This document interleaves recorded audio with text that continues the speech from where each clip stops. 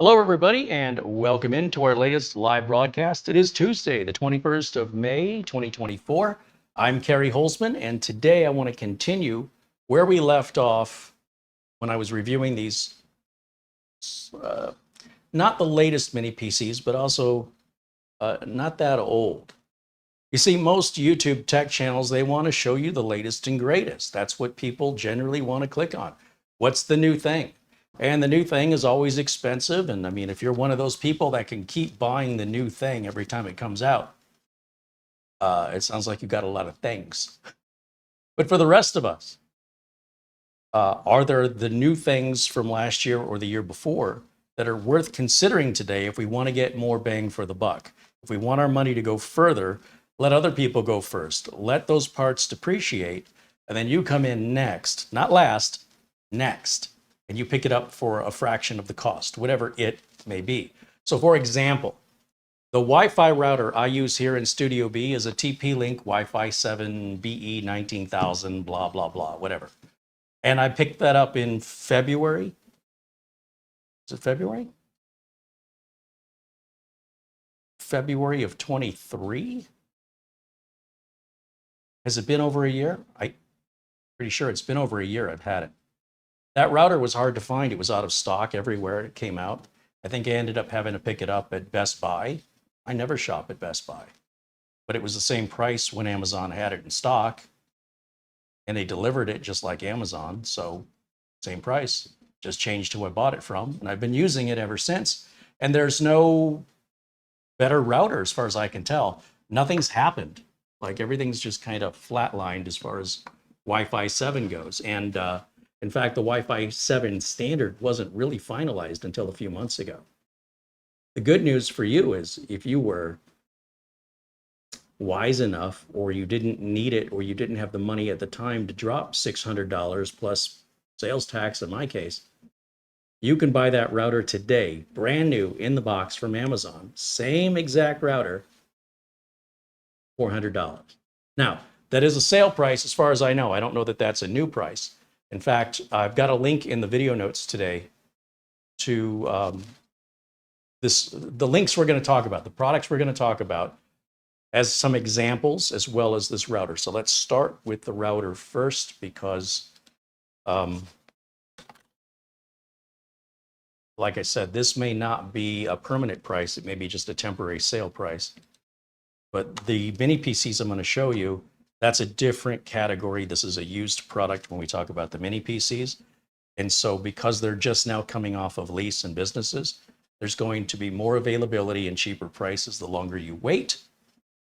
And just to know what to look for, if you're interested, it might solve a problem at a fraction of the price, or might give you a fun toy to play with again at the fraction of the price of a new PC that wouldn't be near as powerful. So let's take a look first of all at the TP-Link BE 19000. And let me share the screen with you so you can see.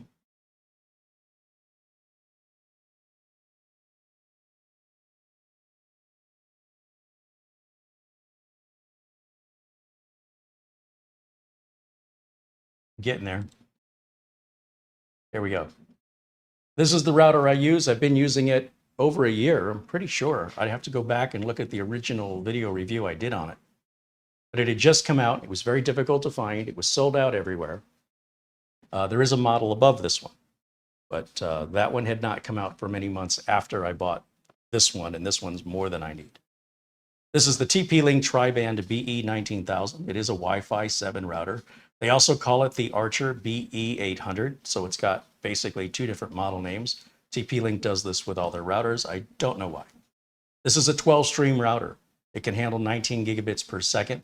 It's got two 10 gig ports plus four 2.5 gig LAN ports. It's got an LED screen on the front, as you can clearly see in the photo. 8 performance antennas are inside of it, so you don't mess around with external antennas. It's got VPN, easy mesh, 4x4 multi-user, multi-in, multi-out, something they call Home Shield for protection, and private IoT section for setting up your cameras and thermostats and all of your Internet of Things devices securely away from your network. So if they get hacked, people don't have access into your network. if you configure it that way. That's what it's designed to do. So $200 less, same exact product I have that I paid $200 more for. And as far as I can tell, there's no better router available. There's routers with LED lights and there's routers that cost more. But for me and my needs, none of those routers would do any better in my location for my needs than this one does already. And all of those routers cost 2 to 3 times, 4 times more. So something worth considering if you've been thinking about it. Or, you know, when this router first came out, a bunch of YouTube channels reviewed it, and then you've never seen or heard from it since. And that's one of the problems here on YouTube, is everything's of the moment. And then we move on to the next thing very quickly. And because we do it that way, it's very quick to forget. It's information overload. So we're moving on from routers to gaming PCs to video cards to AMD processors, Intel processors, neural processing units. We're talking about new storage, Gen 5. We're talking about new PCIe standards, chiplets versus monolith chips, PL1, PL2 settings with Intel chips, heating issues, frames per second. We're talking about new monitors, curved screens, mini PCs. So to keep up with it, if you're watching this stuff regularly and you're a normal human and not a robot, you probably forgot all about this a long time ago. In much the same way, these items that people forget about that were top of the line yesterday are still really, really good. They're as good today as they were, but they're cheaper. But most people don't know that because they're watching tech channels that are always focused on the latest and greatest thing. So today, I wanted to finish what I had started when I showed the 2 Lenovo mini PCs, the 2 Dell mini PCs, and then we were working on showing you the 2 HP minis. These HP minis have AMD processors, for those of you that prefer AMD. All the mini PCs of this 1 liter form factor I have ever shown in the history of this channel have always been Intel, and that's because they sell these to businesses, and businesses generally prefer Intel for their workstations, with some exceptions, but overall, they want Intel. There's not a lot of demand for AMD in a business platform on a workstation. So I was surprised they made them. I didn't even know they existed. Our friend Patrick over at Serve the Home reviewed these when they were brand new, just coming out. They've been out for a while now. And as such, they'll be coming off of lease, and these businesses will sell them back, or return them rather, to the leasing company. The leasing company will refurbish them and then sell them to a reseller, who will, or maybe the reseller refurbishes them, and the reseller will list them up for sale on their website or online marketplaces. I typically use eBay. And so they're a little pricey right now, but still way cheaper than something equivalent that's new. And they're a little hard to find because they're just now coming off of lease. So during the next year or two, availability on these is going to go up. There's going to be more and more as they come off of lease, being available for sale. They were used in a business environment, which means there's an IT department that maintained them. They were well taken care of. They're built much better than a home PC that you would buy at Best Buy, or, you know, anything designed for consumers is generally built to a price point. These were built rather to a higher standard, where price was still a factor, but not as much. It wasn't the priority. So these are much better built. They're rock solid machines. And because they're used, they're much, much cheaper than they were when they were new. So if you're in the market for a new PC, granted, you're not going to get any warranty. And when you buy used, you've got to pay very careful attention, especially on places like eBay, that you're going to get the power brick, or you're going to get the storage, or, you know, if the unit is complete. So you got to watch all those details.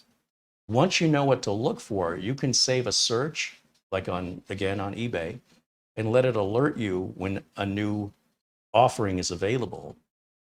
Because if you know what to look for and you know what it's worth, you can grab it before word gets out. And then there's more competition, and it's harder to find them when everybody knows about it, right? So something to keep in mind.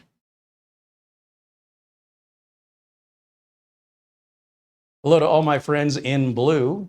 There's Ole Peterson joining us. Thomas Backenstow saying hello.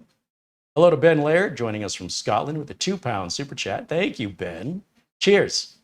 Dustin Fuller and Carlos Hernandez. Spectacular Fred and Rick Lakes all say hello. There's Easy Otter, Curtis, Daryl Loftus, Anthony Pete and Zach Bischoff, R2 Rasenin, Mark Gaines, Gil Garcia and Terry, as well as Abdul Azim Patel, Brad Rawlings, Wayne Pierce, Scott, Doman 2000, David Graham, Dennis Kine, John Williams, Fashion Guy,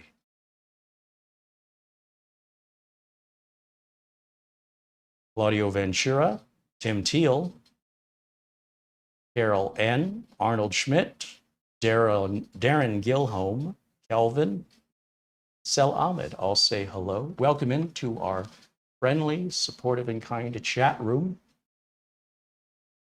Always happy to have more friendly, supportive, and kind people join us in our live chat. And of course, all our friends in blue and our friends with the badges next to their names, those are supporters that help keep us sponsor free.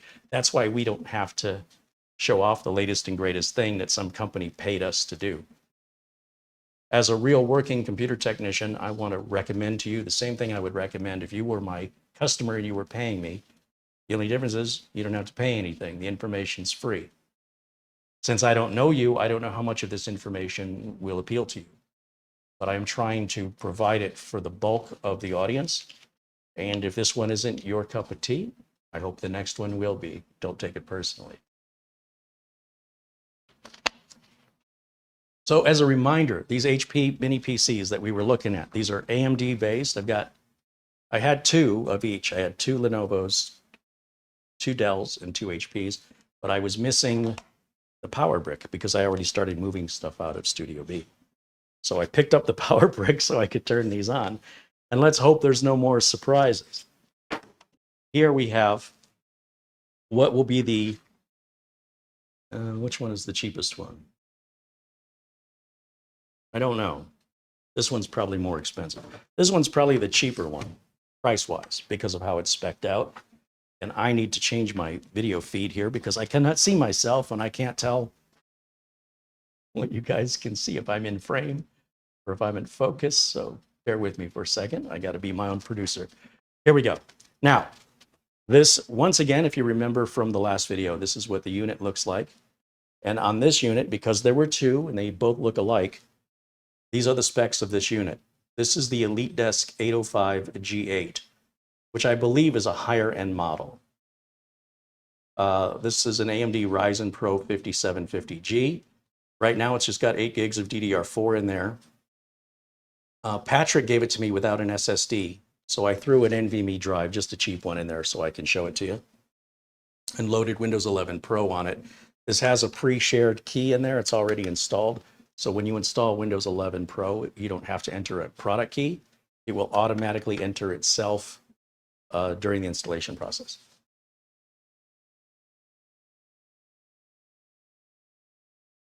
That's why it says will auto activate when installed. That's my chicken scratch.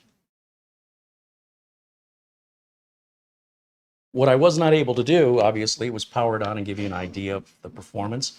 We also have this antenna in the back. And somebody has upgraded, oh, I didn't show you the back of it.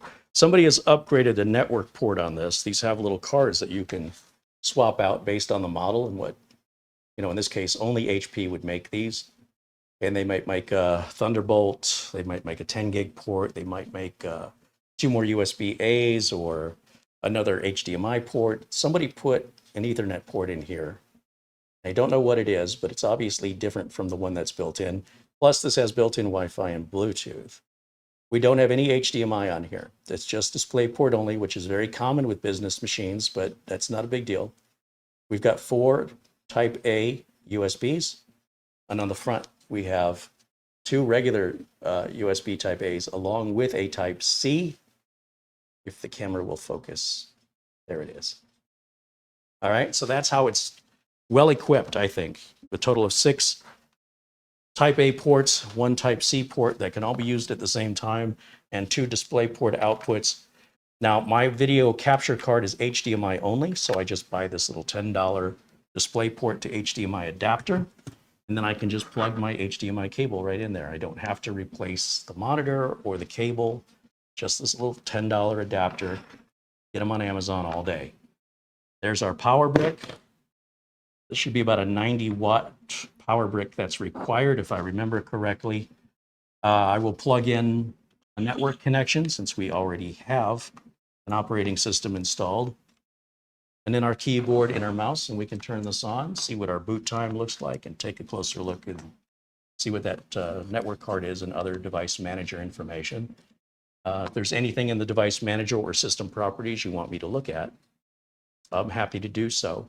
Some details I won't have, but you can go to HP's website and you can look up all the detailed specs if you're really into it and you want to know all those that level of detail. So I'm gonna just plug this in anywhere up front here. I could plug it in the back, I just have a habit. And before I turn it on, let's switch over to the HDMI input on the capture card so we can get an idea of the actual boot time from power on. We are live, unrehearsed, and unscripted, so I like to show in real time, in real life, exactly what you should expect if you decide to order one of these that's similarly spec'd out. Different specs can have slightly different results, obviously. So let me go back to my HDMI input, and then I'll put myself in the corner like I usually do. Just like that. Okay, there's power button here somewhere. Where is it?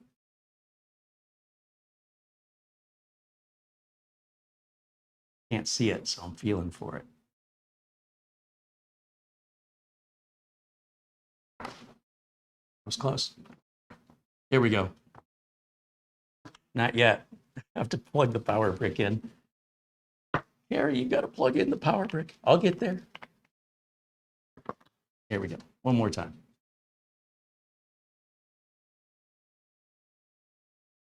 Okay, let's see what happens.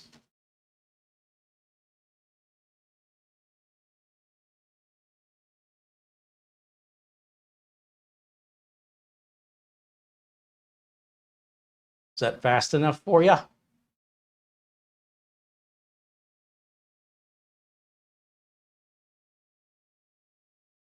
Let me get rid of myself here so we can get the full desktop experience. And we're going to go over full screen for me. And let's take a look at system properties. This only has 8 gigs of RAM. You saw how fast it booted, right?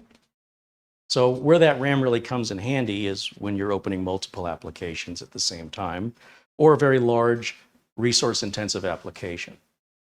We're running on the built-in graphics on the processor, the AMD Ryzen 7 Pro 5750G, using those built-in Radeon graphics. And that's why only 7.31 gig of our RAM is usable, because 0.70 is being used by our video card. Our video card does not have RAM when it's built in. We've got Windows 11 Pro 23H2. And if we go to our activation settings, we should see that it auto-activated for us. Yes, it is active. If we close this out and we go to the device manager, I'm kind of curious about the Wi-Fi and the network cards in this. So let's see what it says under network adapters. Okay, there's our Bluetooth. We have an Intel. Oh, we have an Intel and a Realtek. That's interesting. So here's what it looks like if I had to guess. The PC probably came with the Realtek PCIe 1 gig LAN port, and somebody upgraded it to an Intel 2.5 gig LAN port. That's why we have the 2 LAN ports. And my guess is the faster of the 2 is the upgrade that was added. And then we have Wi-Fi 6, which is 802.11ax, already built into the board. So we have 3 different ways to connect to a network. Or I suppose you could use both of those LAN ports if you wanted to create a firewall of some kind, where you needed an in and an out. Most people don't do that, but it would make a perfect little appliance. Way overkill for that purpose regarding resources, but you could totally do it.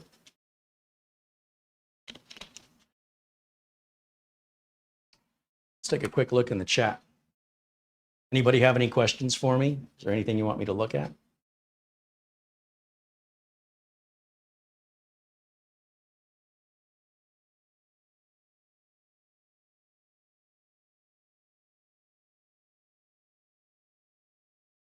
Ben Laird says HDMI or DisplayPort.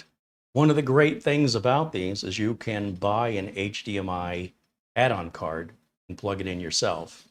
And you can even find those often very inexpensive on eBay. However, you have to buy the exact one for this specific model. HP makes a lot of different models, and they offer the HDMI add-in cards that have a different style of plug in size and shape that matches that specific model of mini PC. You can't just buy any. What I've done is I'm just using a $10 DisplayPort to HDMI adapter cable, so I can use my HDMI cable and my HDMI capture card and my HDMI monitors. It's just a $10 cable, which is way cheaper than paying for the HDMI upgrade card.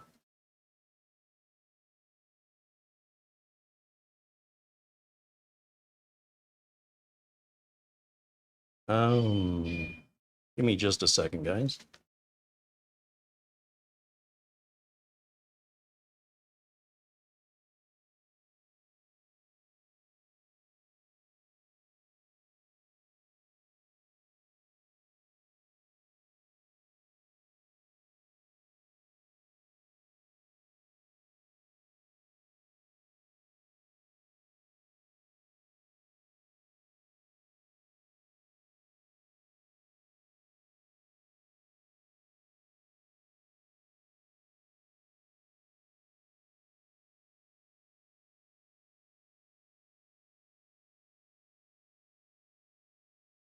Looked like I was having a delivery, but I think somebody going door to door, ignoring a no soliciting sign, rang my doorbell.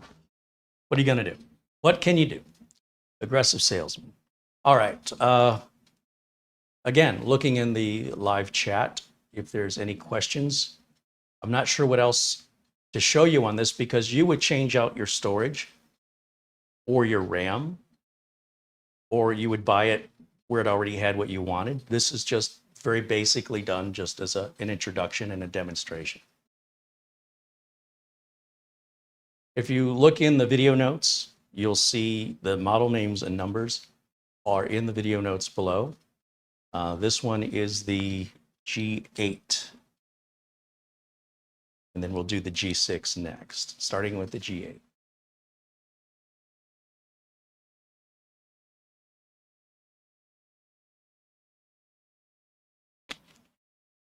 Just kind of pausing for the chat room before we move on.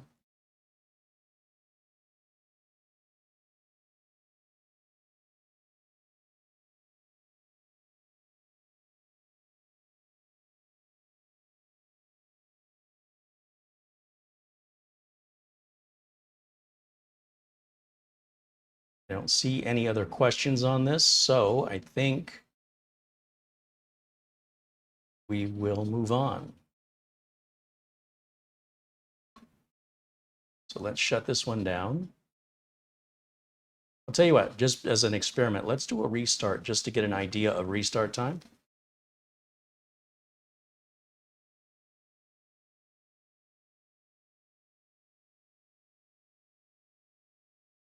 Bill wants to know how much these are.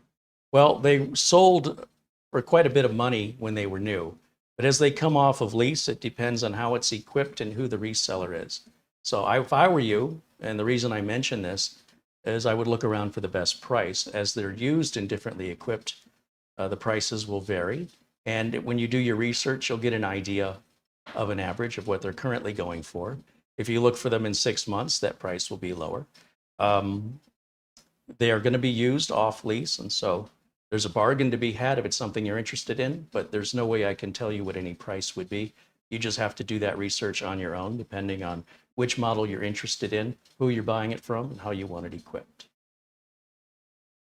But they're much cheaper today as used models than they were when they were new. Okay, so that was your full boot up time there. Let's go ahead and shut this down. Then we'll get our shutdown time here. Not bad with 8 gigs of RAM. It's not a really fast NVMe drive I put in there. Pretty basic. And it just goes to show you that you can get swept up in a lot of specs and performance-driven benchmarks on other tech channels, when in reality, depending on how you use your computer, that may make zero difference in your life. So you're just wasting money getting caught up in hype. I'm not a big fan of hype. I'm always very skeptical of anybody hyping anything. It's almost like the opposite of fear, where they're trying to drive an emotional response. I try to limit my responses as much as possible to logical, practical responses in order to offer my customers the best value from my company. Now, there's nothing wrong with having an emotional response. It just tends to be more likely to have buyer's remorse. And some people can afford that better than others. It's a financial decision mostly. So why spend more if you don't need to? This machine is the G6, all right? Identical in the front, slightly different in the back, where we've got the same four USB type A's. We've got our 1 gig Ethernet port. I do not see this punch out where the antenna would go, but this should have Wi-Fi, but they don't always do. We'll check that in the device manager when we turn it on. We're back to, again, 2 DisplayPort. You can use them both at the same time. We'll again use our little $10 DisplayPort to HDMI adapter cable we pick up at Amazon or anywhere people sell adapter cables. Somebody has added this little card. This is one of the optional add-in cards that was available from the manufacturer that was compatible with this model of a USB Type-C. So this will use the same power supply as the other unit. And we'll just plug this one in and see how it does. I think this is the cheaper of a two. Oh, I didn't, maybe not. Maybe this is this one's spec'd out very differently. Let me show you the chicken scratch I put on the front of it here. The EliteDesk 805 G6. It's an AMD Ryzen 7 Pro. This one has 64 gigs of RAM. I don't know why. It's got an HP branded NVMe drive, 1 terabyte. That's Gen 3. We've got a Western Digital 256 gig NVMe, so 2 NVMe's in here. Windows 11 Pro with the pre-shared key built into the BIOS is already activated and will activate automatically if you ever have to wipe and reinstall. You never have to worry about remembering what your key was. So Ethernet, power, DisplayPort, and USB. And we'll turn it on. Oh, wait. You won't see the boot time if I don't move out of the way.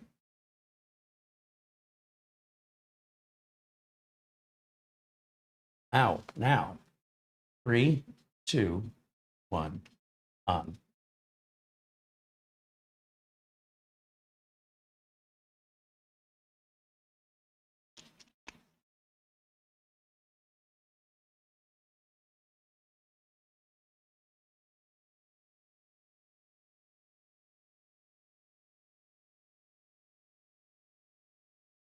I was expecting to see the HP post screen. Oh, there it is. Took a minute. That was weird. It wants to start booting off the network. I might have a BIOS setting here that needs to be changed. When these stay unplugged for a long time, they can lose their settings. So bear with me for a second. I know when I put all these away, they were working fine. But yeah, letting a computer sit unplugged for a long period of time is not good for it.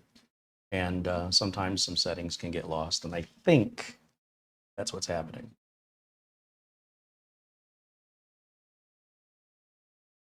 FM Lazar says, with that much RAM, it will take longer to post. This is absolutely true. Yes. A lot of people that want to add more RAM don't realize they're actually slowing the machine down during the power on process. Absolutely true. And it can be significant depending on the PC and how much RAM you put into it. Now, once everything's loaded, and if you're actually using that RAM, things can be snappier.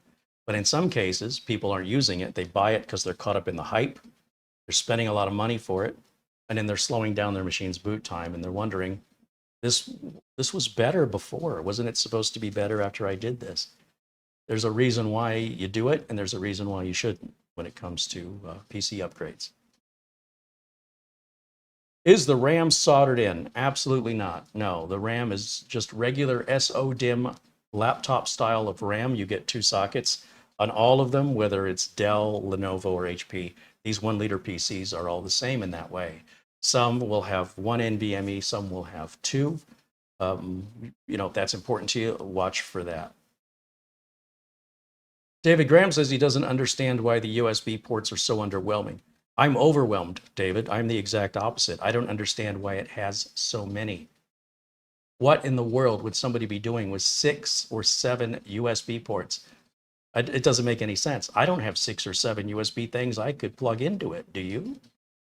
A keyboard and mouse, which for me is one dongle, but even if it were 2, I've got 2 ports up front, or I could use one of the ports in the back. It still leaves me 5, or in this case, 6, because this one has the added USB Type-C. So I've got a USB Type-C up front, right? Yeah, and I've got a USB Type-C in the back too, which was added on. Got a USB printer, or are you going wireless on your printer? Let's just say you have a USB printer.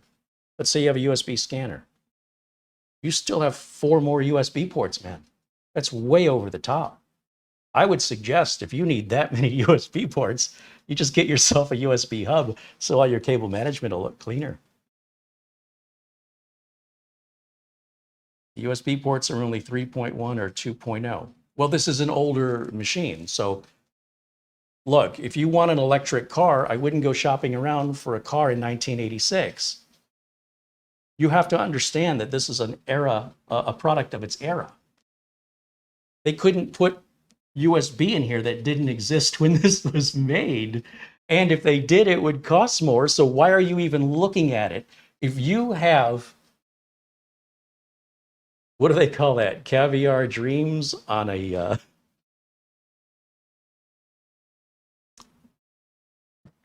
can't think of what those cheap noodles are called. When you're in college, and you get the cheapest food you can get. What's it called? I know you guys know the answer to this.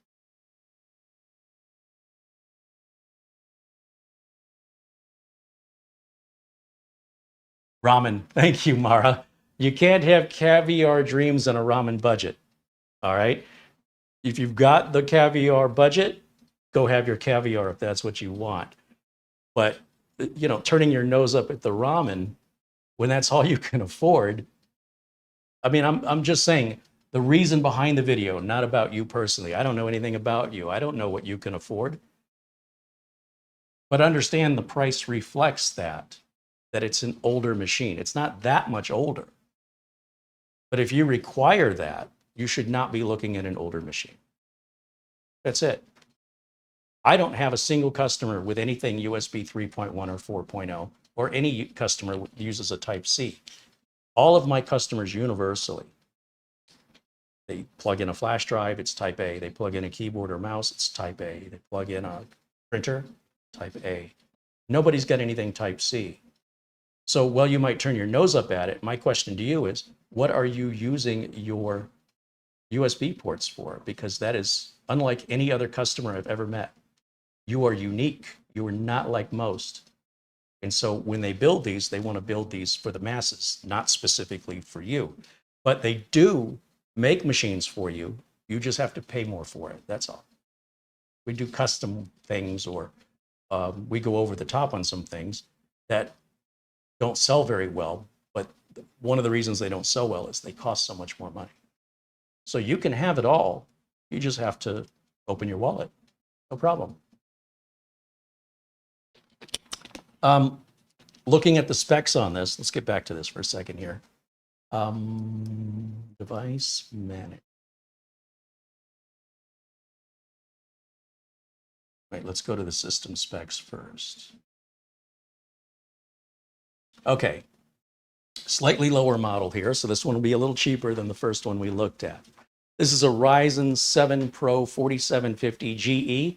Once again, we're running on the internal graphics on the CPU, or the APU. 3.10 gigahertz, 64 gigs of RAM, 63.3 is usable because that 0.7 is being used by our built-in graphics card. We're running Windows 11 Pro 23H2.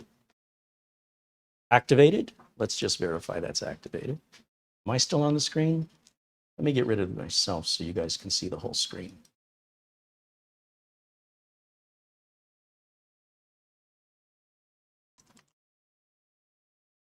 Activation settings, active. Let's look in the device manager here. Take a look at our network specifications. if this has Wi-Fi. Let's check. Well, there is a Bluetooth down here. There's a Bluetooth. So yes, this is going to have Wi-Fi. It just has internal antennas. That's the difference. Okay.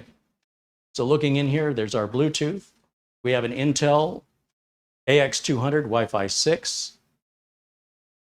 And we have a Realtek 1 gig Ethernet port, just like the other unit in the same family. Really, the main difference is the processor, and then the add-on item accessory, varied depending on what the needs of that individual user were. One user wanted a 2.5 gig network card. Another user wanted a USB Type-C. That's the customization you can do on these, which is really, really cool. Hey, there's Ron Hillier in the chat saying hello.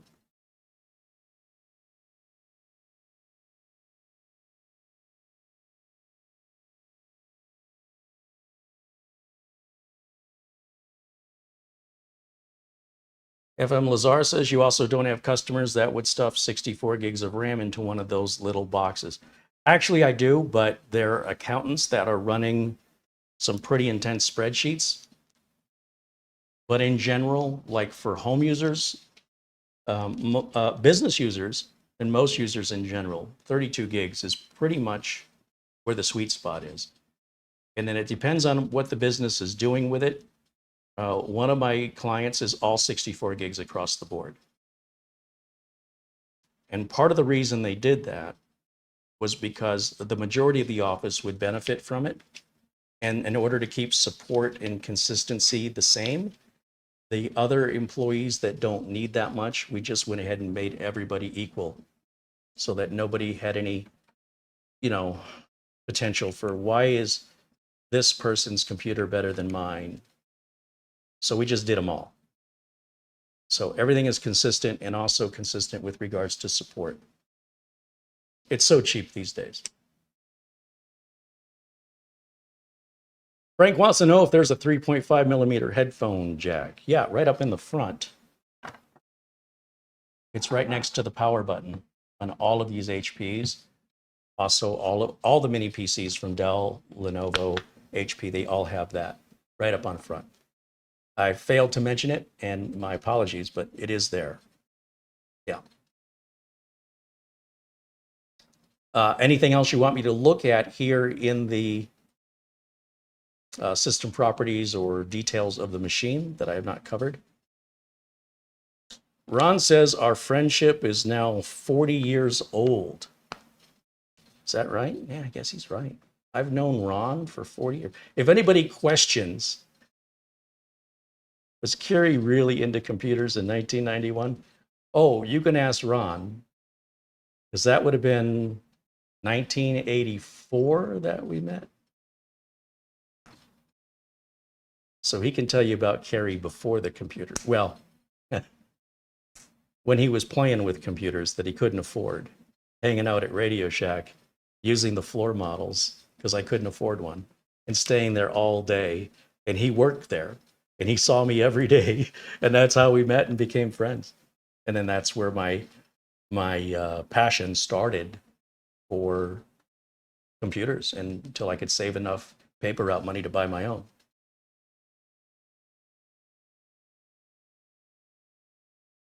John Famlor said in 1991, would one install an OS through floppy disks? Well, what other way do you think you would do it? Is there another way I'm not aware of? What's the alternative to floppy disks? What are you thinking?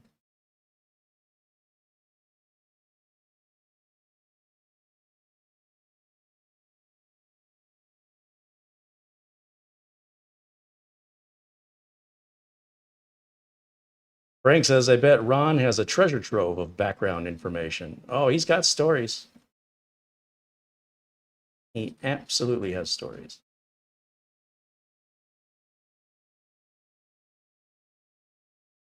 I don't see any other questions on this unit. You guys are talking about everything but what I'm here to show you. So I guess I'll take that as a hint that we're done with this. I think what I want to do is make a note on the index card as to which model, because I just wrote AMD Ryzen 7 Pro. I don't know why I didn't write which Ryzen 7 Pro. So while I'm in here, why don't I just take a note of that right now? This information would have helped me 10 minutes ago.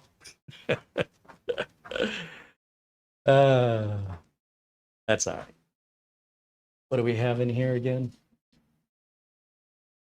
4750 GE.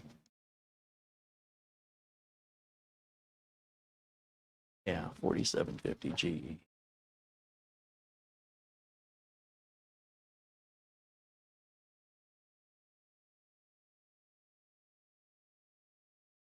Noted. Okay, we'll go back over to, well, before we go to camera one, you know what? Let's do the same restart test and see what time it takes to restart. Again, these videos I do are all live, unscripted, unedited. So what you see is happening in real time. If you're considering buying one of these with these specifications, then you get an idea of exactly how it's going to work for you or what you should expect it to do. Not any worse and not any better if it's equivalently spec'd out.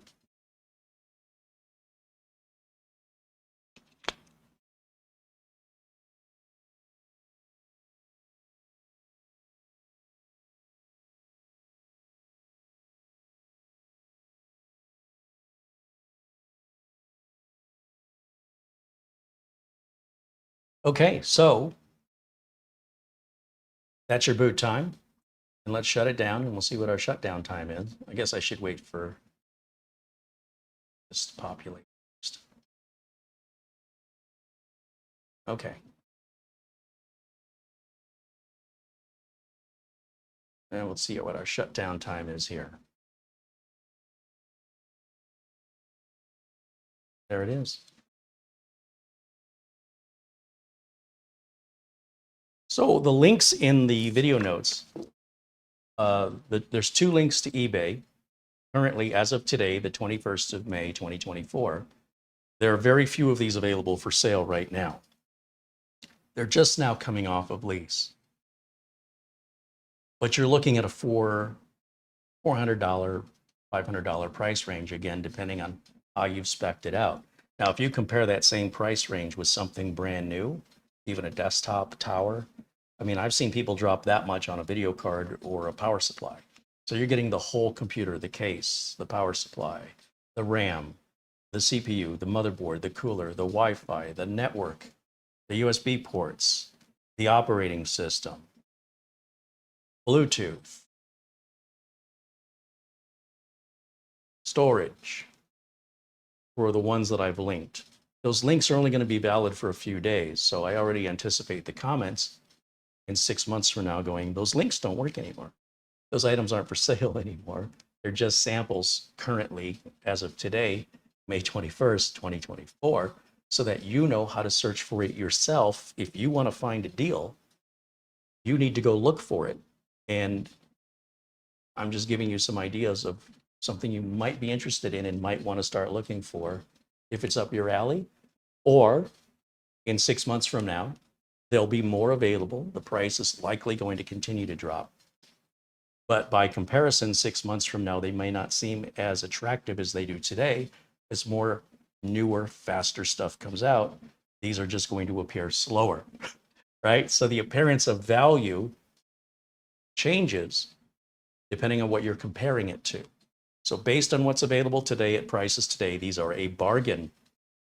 If you want to wait, there's still a bargain 6 months from now. There's still a bargain 2 years from now, but your perspective and your perception may change. Just keep that in mind. This unit, the HP units look very similar in the front. We do have USB Type-C, Type-A, audio port, power. Nothing on the sides as we come around the back. We have got a higher speed, I don't know what that is, but there must be, maybe this is a 1 gig and this is a 2.5. We'll have to look in the BIOS or the device manager and see what that is. But this is one of those add-in parts that I talked about yesterday where you can remove this and change it with different things. depending on the make and model and the manufacturer, there may be FireWire, USB, 10 gig SFP, HDMI, all kinds of things. You just, depending on the manufacturer and the model, they are proprietary. There's no third-party manufacturer. And that's what this cutout is here. It's for a card that can slide in, although I've never seen anything actually put in there. You'd have to go to the manufacturer's website and look up this model in order to determine what those options are for this specific model. They vary. These options vary. Just because they make a FireWire for this model, don't assume they make a FireWire for any other model. They might not, or with any other module. We've got 1, 2, 3 USB ports. Oh, there's our fourth one over there. Those are super speed. You see the SS, so those are going to be USB 3. And then we have a DisplayPort. Generally speaking, business computers are going to use DisplayPort. It's no big deal to convert it to HDMI if you want to plug it into your TV, or you have an older monitor that doesn't support DisplayPort. It's just a $10 adapter cable. Now here, I wrote down the specifications. It's an AMD Ryzen Pro 5750G with 8 gigs of DDR4. As I mentioned, the way Patrick gave it to me, it had no drive in it, but I put I think a 500 gig Beijing and NVMe in there, if I recall. Windows 11 Pro.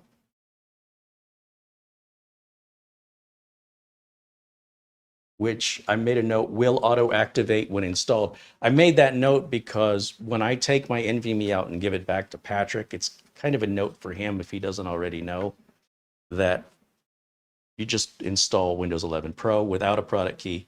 And the first time you go to Windows Update, the pre-shared key is built into the BIOS on these system integrator builds. And that's really convenient. You never have to enter the product key. It'll be reassigned automatically from Microsoft. No Microsoft account is required for that to function, and we've demonstrated it here on this channel before. Let's go ahead and plug it in. I think I'm in trouble because I don't know where my power adapters for HP went. Uh-oh. It's just now occurred to me. Bear with me for just a second. That's embarrassing. I thought I was prepared until 10 seconds ago. I think, yikes. Uh-oh. If I have a spare 90-watt adapter, let's see. I don't know on the Ryzens if the power delivery is different. Let's take a look at what it wants. It'll tell us on the bottom.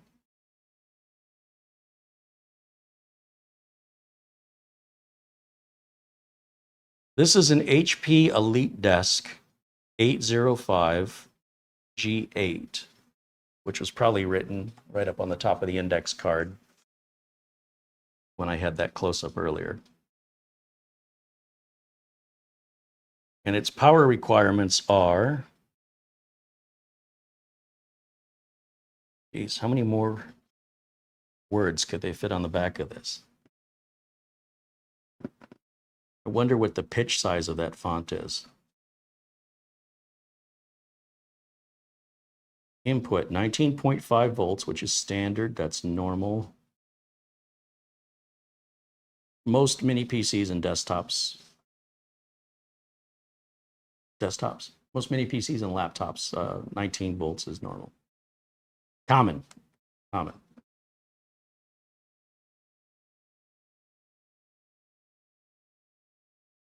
This did come with Windows 11 Pro on it, so it's not that old.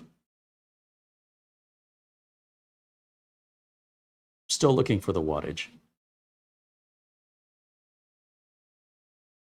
Don't see it anywhere. 19.5 volts, 4.62 amps equals how many watts? Well,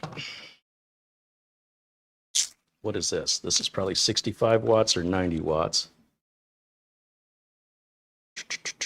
This is a 65 watt. You can kind of tell from the size of it. If I have a 90 watt, I'd rather use it because I got a feeling 65 isn't going to be enough. Let me see. What is this one? 65. Rats.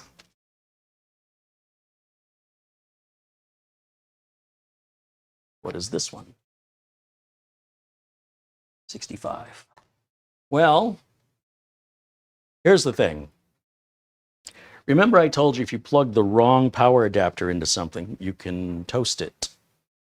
But if the power adapter is too weak, as long as the polarity is right, in other words, positive and negative are correct, it simply won't deliver enough power. It's like putting weak batteries in a flashlight.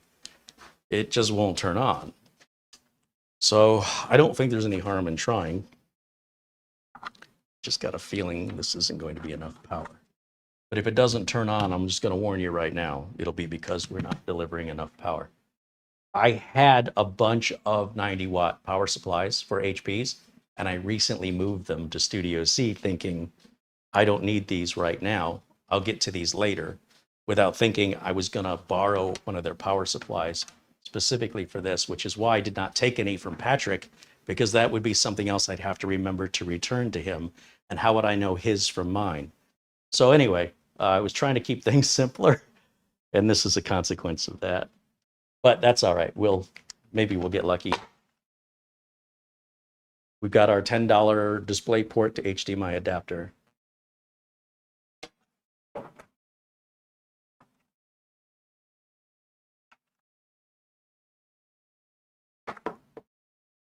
DisplayPort to HDMI. Right there. DisplayPort to HDMI. And then I need a keyboard and a mouse and power. Do with the dongle. Did I leave it in from yesterday? Did. It's right here where I left it yesterday. What a shocker. Who would have guessed that? Oh, I have given it power. Okay. Scatterbrained. Oh, wait, there's another one back here. I think that's another 65 watt. It's all live, unscripted, can you tell? Of course, this is all designed to look like it's unscripted. Was all of that in the script? We'll see who's a conspiracy theorist, who can tell reality from imagination. All right, let's just try this and see what happens. HDMI input will turn on. And I will put my camera, put myself in the corner. All right. Hope for the best, expect the worst. Here we go. Feel a power button somewhere. Is it over here? Over here? Where is it? I can't see it.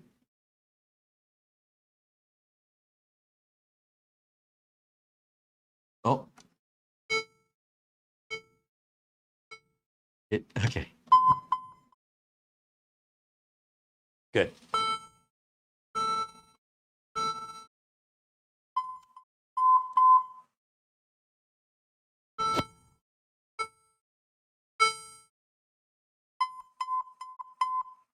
Can everybody hear that?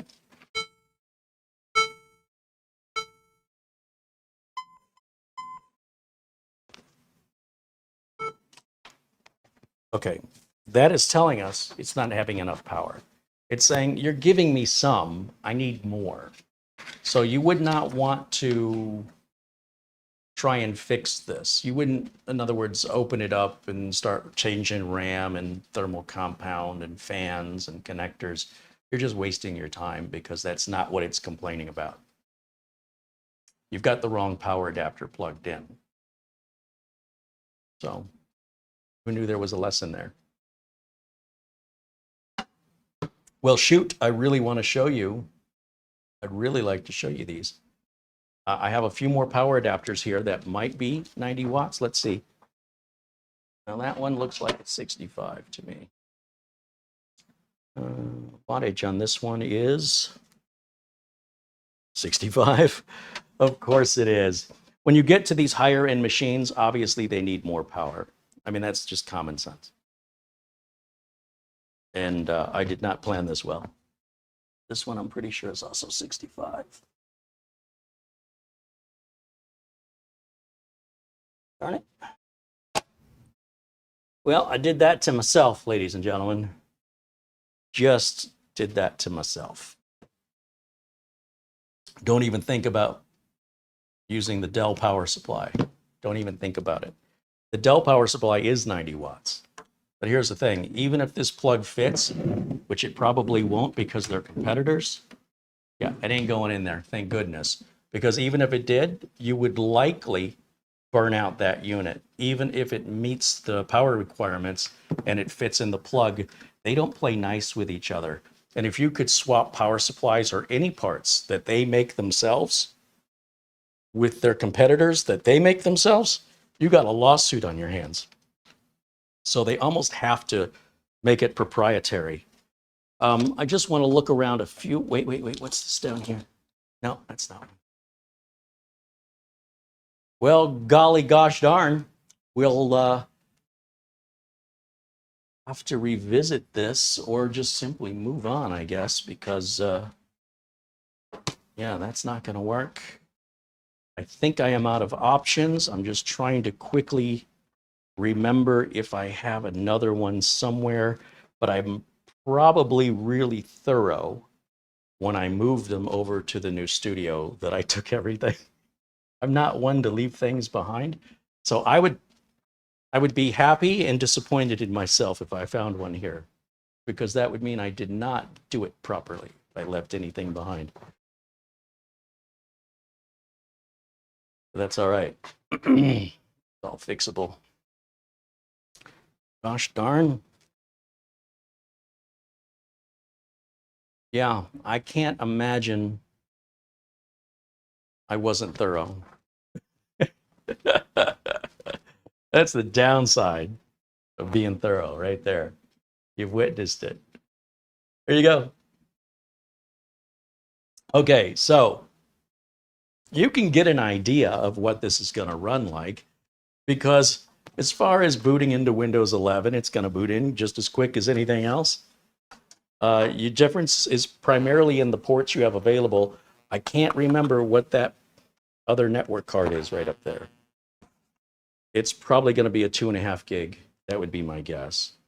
It's also possible it has 1 gigabit network cards for some business use case where it might function as a firewall or some stuff. Something like that. I don't know. Because, again, they're designed for business, so they may be spec'd out a little differently for that purpose. Now, if we take a look at the other one, we'll just keep moving, man. Got to keep the show rolling. This one here is an HP EliteDesk 805 G6. It says so right up there. This one's a little better, right? This is a Ryzen 7 Pro. This one has 64 gigs of RAM and an HP EX900 Plus 1 terabyte NVMe drive that's running what looks like, that looks like Gen 3 to me, but it could be Gen 4.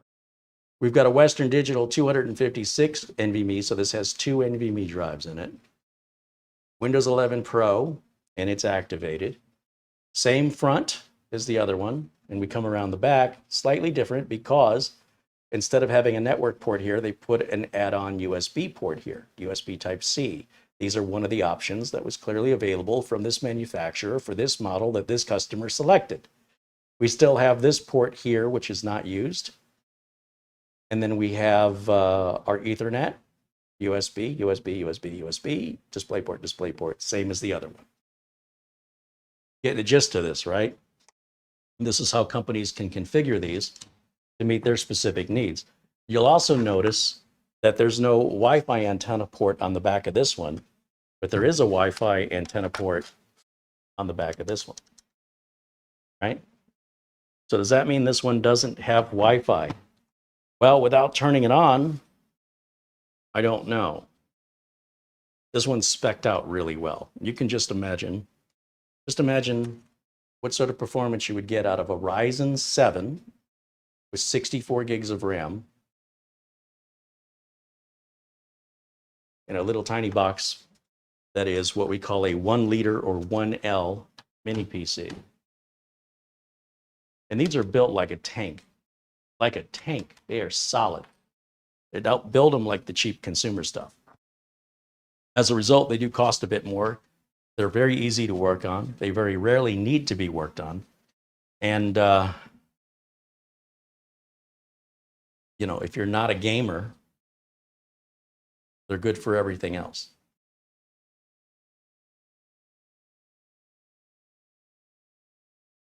Matthew says, I see a take two video tomorrow. Quite possibly, but what sucks about that is having to go back to the other studio, get the power adapter, bring it back here, make the video, take the power adapter back, then take these machines and take them over to Patrick. That's a whole lot of errand running. So there may not be a follow-up. I haven't decided, unless there's another reason I need to make those trips. I suppose if I'm bringing something else over out of Studio B into the new studio, I'm there anyway. I can pick the adapter up and bring it back because I'm coming back anyway. And I would prefer to bring these back to Patrick when I'm done with them, and I won't feel like I'm done with them until I do it. So it's not like it all has to be done on the same day. One way or another, I'm going back to Patrick. So I think you might be right. I just don't know that you're right about tomorrow. But yeah, it's a shame to take it this far and not be able to fire it up. David wants to know if we can take another look at that Dell yesterday that didn't boot up. Yeah, well, since I can't go through these machines, I suppose that's something we can do. I think that Dell is the one at the bottom, isn't it?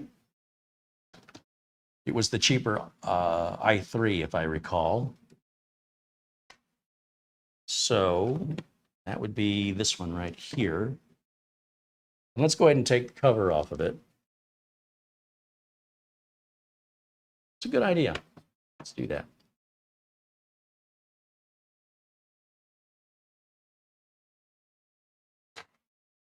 Take us along and video the trip. Yeah, I'm sure the people that want to attack me would love to know where Patrick's studio is and where my studio is.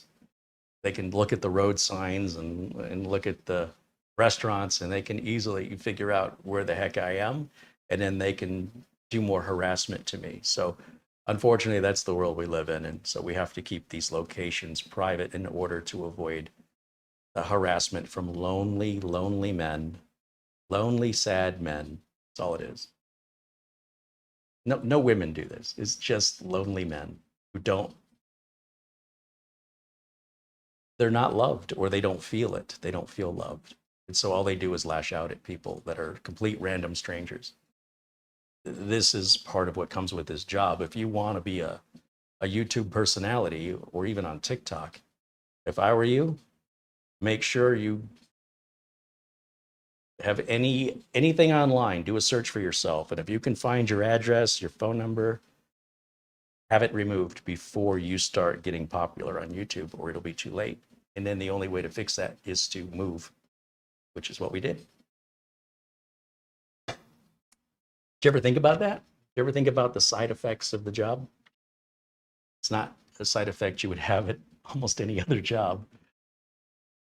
Anyway, that's why we do that. You guys talk about, oh, my phone's spying on me. You don't know. You have no idea. These losers that are just lonely males just have nothing to do but harass you. And they come up with some pretty lame ways to do it. You're like, really? That's the best you could come up with? It just makes it even more sad. But at the same time, it's like a mosquito. It's not that I fear, oh no, the mosquito's going to bite me. It's an annoyance. It's really just annoying. So you just want to get the swatter out, swat the mosquito, and say, okay, annoyance is over. I'm not doing it to save my life or out of fear. I'm really annoyed. All right. We're going to figure out why this thing keeps going to sleep, aren't we? Flashing amber light on this Dell. So before we start, what I'm curious about is, what would the internet say? I think too many people go to the internet expecting to find an answer. I don't, but what I'm expecting to find is a clue. I don't want the internet to do my thinking for me. That makes me weaker and dumber. The more I rely on it, the dumber and weaker I get. If you exercise on my behalf, I'm not getting in better shape. You are. So my preference is, I hope to find a clue. If I find the answer and I don't get the opportunity to figure it out myself, that upsets me. Luckily for me in my career, most answers I have found online, only through my experience can I tell which answers are possible, which answers are not possible. And that can help me weed through. And other times there are problems that are so unique, nobody's got the answer and I'm just on my own, or I'm not searching it correctly. A lot of times people don't get, if you're not doing a good search, you're not going to get a good response. So if you're not finding the answer to your problem, you're probably not searching it correctly. Or at least a hint.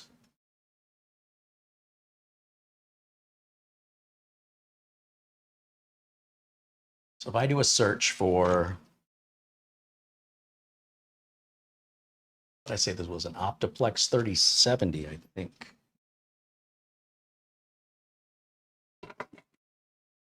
So we'll type in Dell Optiplex 3070 flashing amber and just leave it at that.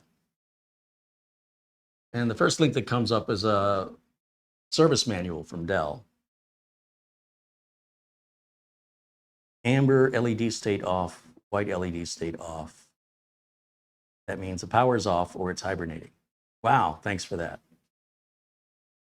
Amber LED blinking, white LED off. Boot failure. The computer is receiving electrical power and power supplied by the power supply is normal. A device might be malfunctioning or incorrectly installed. Refer to the table below for amber blinking pattern, diagnostic suggestion, and possible failures. Okay, fair enough. It does have a pattern to the blink.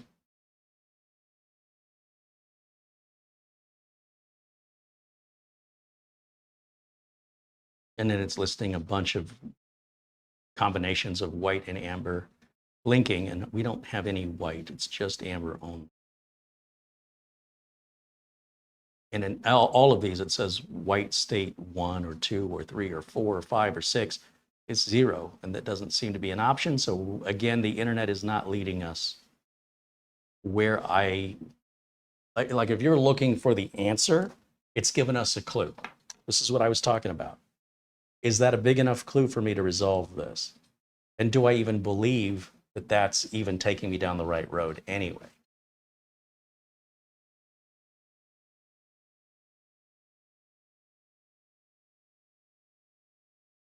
I want to just search one more. Here's somebody who wrote about the problem in Dell support. Somebody says, power it down and remove the case. We've done all that. Remove the small battery. We've done that. Power it on. Oh, with the battery out. Wait for a few minutes while pressing the power button. Did that. PC boots up. Slid the battery back in the case.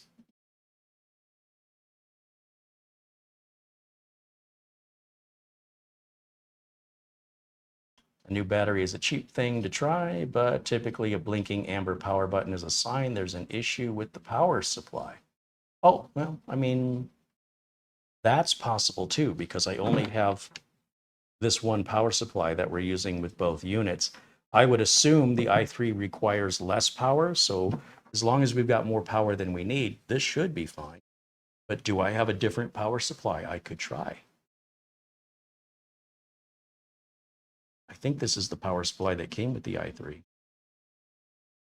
I think when I borrowed the other Dell, the i3 is mine, and the other Dell is from Patrick, and I didn't take any power bricks from Patrick except for the Lenovo because I don't have any of those. So another Dell. I might have another Dell in the stack of mini PCs and power supplies that go with them to the other studio. So I think we're right back to square one. We do know that it booted before, though, and that's the difference. So if it was not delivering enough power, that does not explain why it booted before. So we go back in circles around Look, there is, as far as I can tell in my lifetime, no replacement for hard work and experience. Yes, other people's experience that's documented is very helpful. However, many of these experiences that we have are unique. They vary a little bit. And you have to have the experience or at least the mindset to be able to take the information, which may be 80% of your solution, but it's not 100%. You've got to at least be able to come up with that 20% on your own. If you're expecting 100% from the internet and therefore think you don't need any experience, you can do what I do because all you have to do is use Google, and you think that's all I do, or if you hear a tech say all I do is use Google, they're not a tech unless they're joking. Any real tech would say that with a wink and a nod. That's what I do. Customers think I solve it, but what I really do is Google it. Yes, we do use Google, but we're not expecting to find a 100% solution. If it happens, it happens, but that's not normal, at least not in my world. What's normal for me is I find something similar. That's the little piece of the puzzle I was missing, and from there I can solve the rest of the puzzle. And because no two puzzles are usually alike, the information doesn't help. I don't retain that, but I do retain the experience. And so the next time I encounter a different puzzle and I'm looking for that piece to help me solve it, it's the same process mentally. And I think there's a big disconnect when people just go, well, the internet will show you how to do it. The internet won't do it for you, and the internet won't help you understand it. So at the end of the day, it's you. And whether you succeed or not is on you, not on the internet. So we use that as a boost, but we don't use that as a replacement. At least I don't.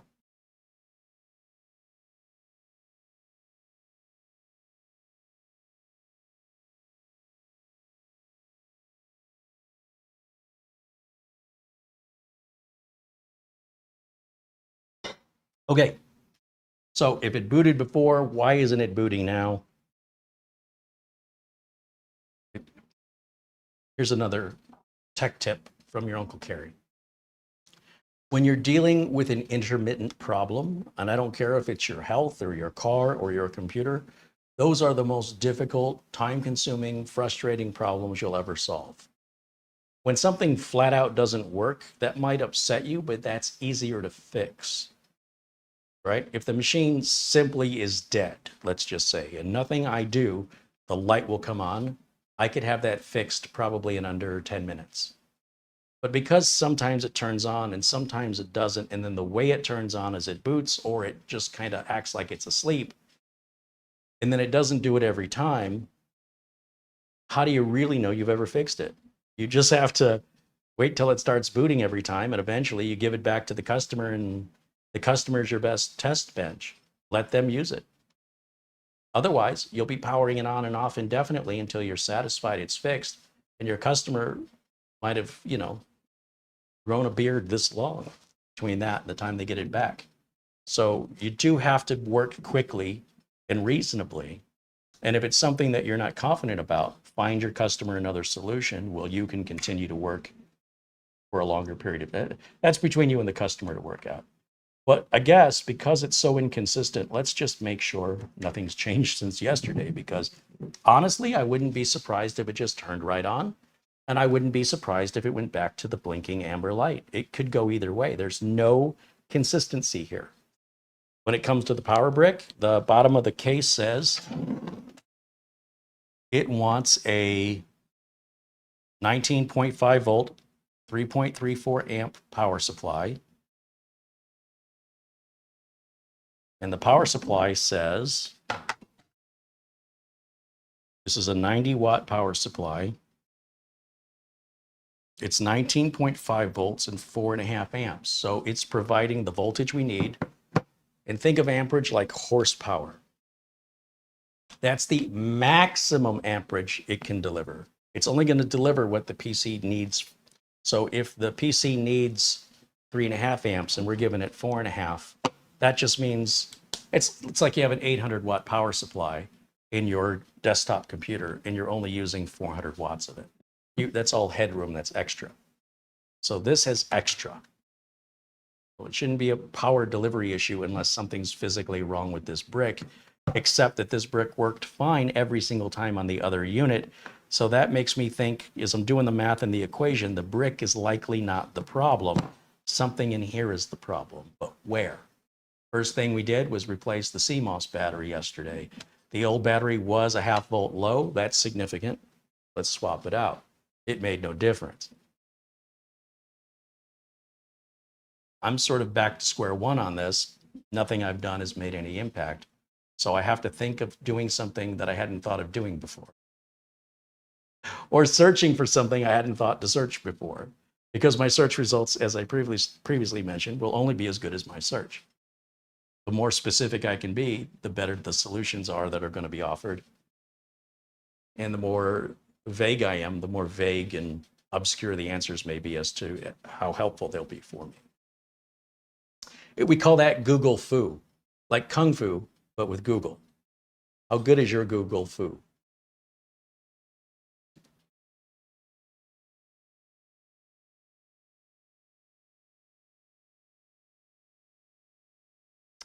So I think I'll try what the Redditor said. No, that wasn't a Redditor. That was a Dell forum post where they said they took out the battery. I mean, we got nothing to lose here. It's not going to hurt anything. That's the new battery we put in yesterday. I don't need Ethernet. Let's just leave. We're only going to plug in things we need. No flash drives, no printers, no network, just power, keyboard, and video, nothing else.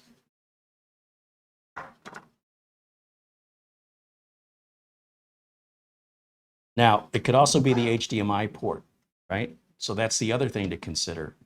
It may be this model requires us to use the display port, and that this is the problem right here, is that it's possible either something is wrong with the display port and it's not detecting a monitor, or that display port has to be used first and HDMI can only be used second. I have seen some machines built that way. If that's the case, at least we have an explanation. As to why, it may vary based on the model. Because any of these you should be able to plug into any of the video ports in any order. But I have seen some where that's not the case. And I've also seen some that had bad ports. So we have two things to check here that I just thought of.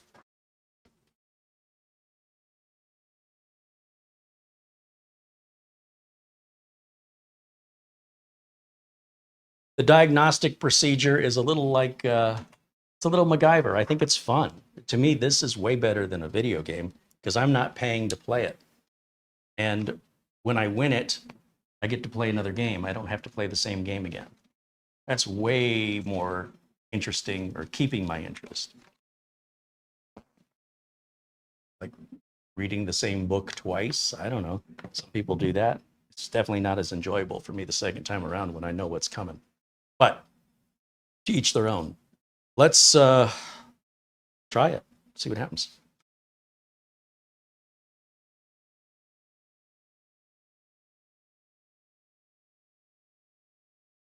Peter with a €1 contribution in Super Chat. Thank you, Peter.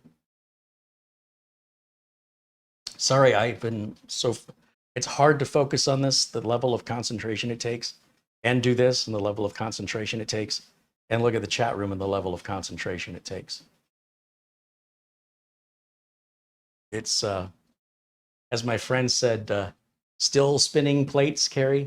You know, the old plate spinners? They'd run around trying to keep the plates from falling, from keeping the spin rate up. That's kind of what I do. My friend was pretty dead on with that. Okay, I have an amber light on right now. It just shut off.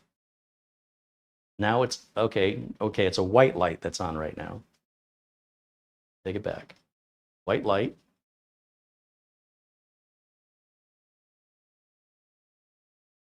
Remember, we've got no battery in it right now. Some machines will not boot without a battery or a dead battery. Some machines will.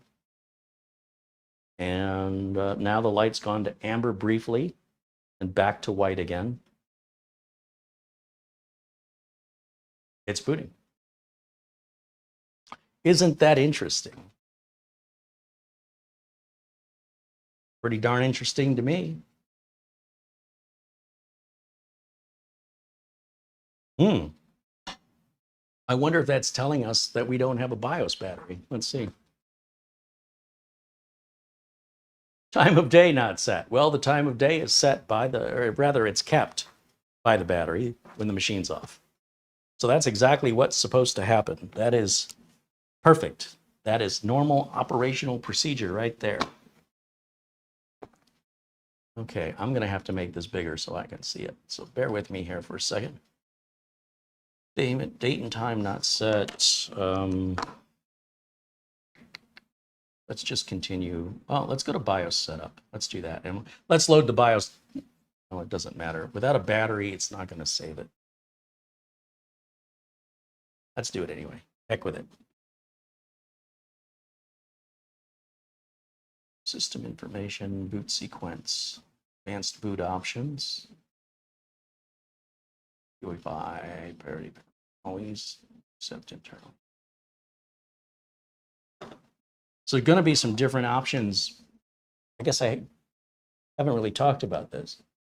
IT departments need controls in the BIOS that home users don't need. So you're going to find some options in here that you would never see before as a home user unless you worked in the industry. And that's for the IT department, like support assist,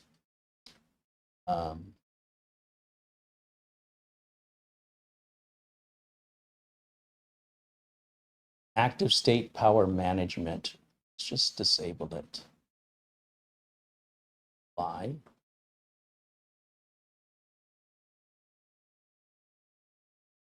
And you can save what you want to be the BIOS defaults. You see how it asks me if I wanted to save that as a user preference? That means when I want to reset the BIOS, I can reset it back to my preferences as the company, right? We can control that.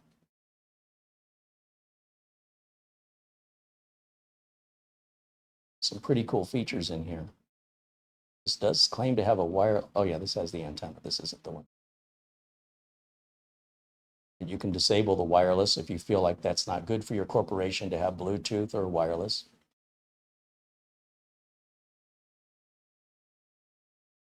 Virtualization, don't care. Post behavior, what do we have?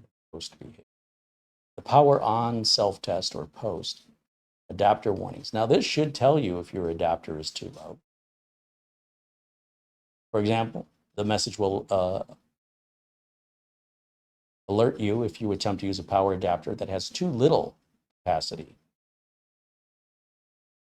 but it has enough power that it can display the message, right? But not enough that it can boot. Sort of like a car battery that's dying. You can turn on the radio, but the engine won't turn over.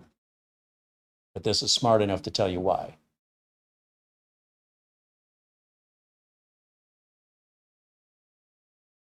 This could be our problem right here.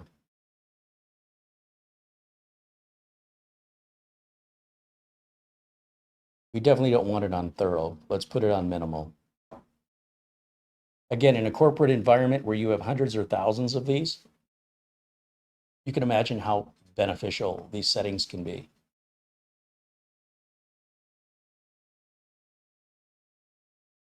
And given that they're better built than consumer PCs, you have more control over them, even though you shouldn't need most of these. Most of these options should be of no benefit to a home user, but you could save money by buying these off lease, and it's going to be hard to tell these from new machines unless you're a really power user. And if you're a power user, why are you looking at these? That doesn't make any sense to me. I like driving fast cars, so show me the cheapest economy car you have. That's the opposite of what you just said you needed.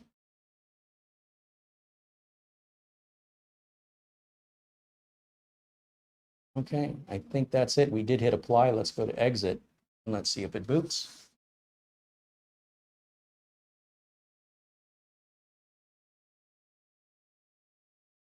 Is that a legacy BIOS? No, that is a UEFI BIOS. It just does not have a graphical user interface. It's a business machine.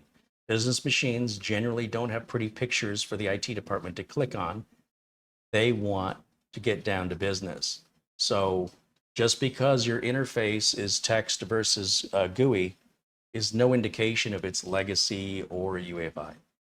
just so you know. IT departments don't want to mess with that childish click on the picture stuff. Just give me the information quickly on one screen. Let me get to what I need to get to. I got work to do. Here's a picture of your fans. This is where you control your fans. How do you think somebody in IT feels about being treated or talked to that way? That's a consumer thing. That's for the home users, because the home users don't know, generally speaking. Or they've got to have pictures. See the picture? Click it. I'm attacked.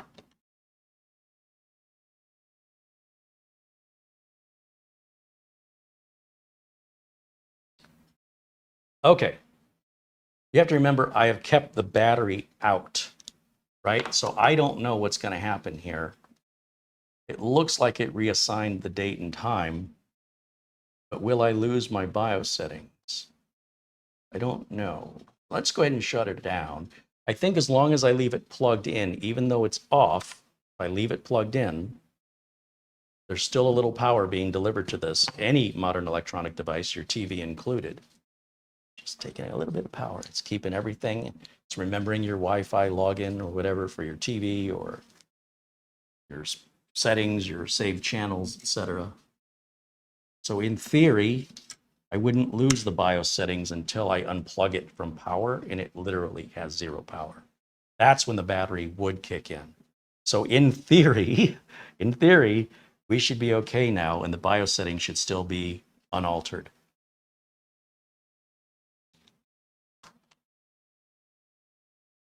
Oops. Next. I don't know that I've solved it. I really don't know. How do you know when it doesn't do it all the time? Do you just leave it unplugged for a few days and then plug it in? Because that's how that happened. It was left unplugged for a couple of months. Well, yeah, say a couple months. And when it was put away, it worked fine. But when we took it out 2 months later, it didn't work anymore. So I guess if you don't unplug it anymore, it'll probably be okay. I tell you guys, keep your computers plugged in and turned on. You won't deal with these problems ever. I mean, unless something like a power supply goes out or you have a big power surge and it kills something. Generally speaking, your computer is going to be far more reliable if you leave it on and just restart it at least once a week or as necessary. Now, if we take this and shut it down completely, just for the sake of argument,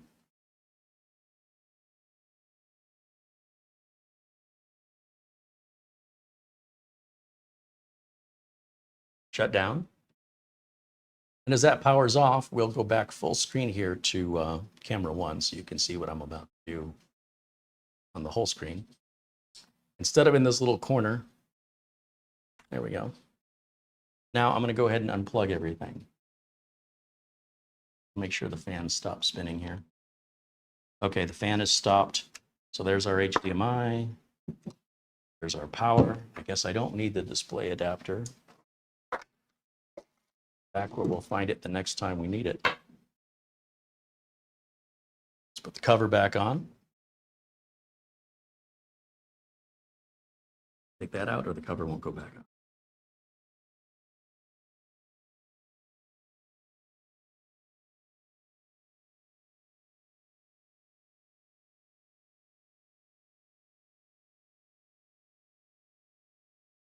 Let's let it sit just a minute and we'll plug it all back in and see if it works. And even if it does, who's to say it'll do that again? It's an intermittent problem. How can you ever really be sure?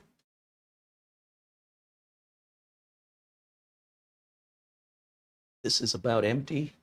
I'm going to grab a Gatorade while we wait. Then if you have any technical questions for me in the chat, this is a good time to ask as we're sort of biding our time and waiting for, I don't know, a couple of minutes, and then we'll fire it back up and see what it does. Are we going to go back to an amber blinking light? Is it going to boot? Are you willing to place a bet on it? And if so, how much? Not to me, just in general. Would you bet on this? And would you bet for the amber light or would you bet for a proper boot? Let's see how many of you are right and how many of you are wrong. Care to be tested?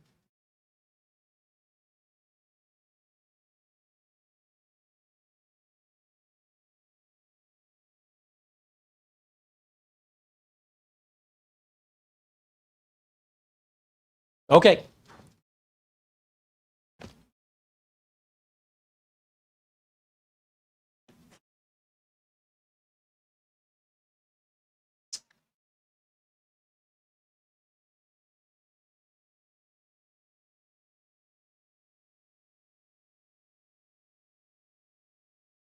Still waiting from responses from you guys. Come on now.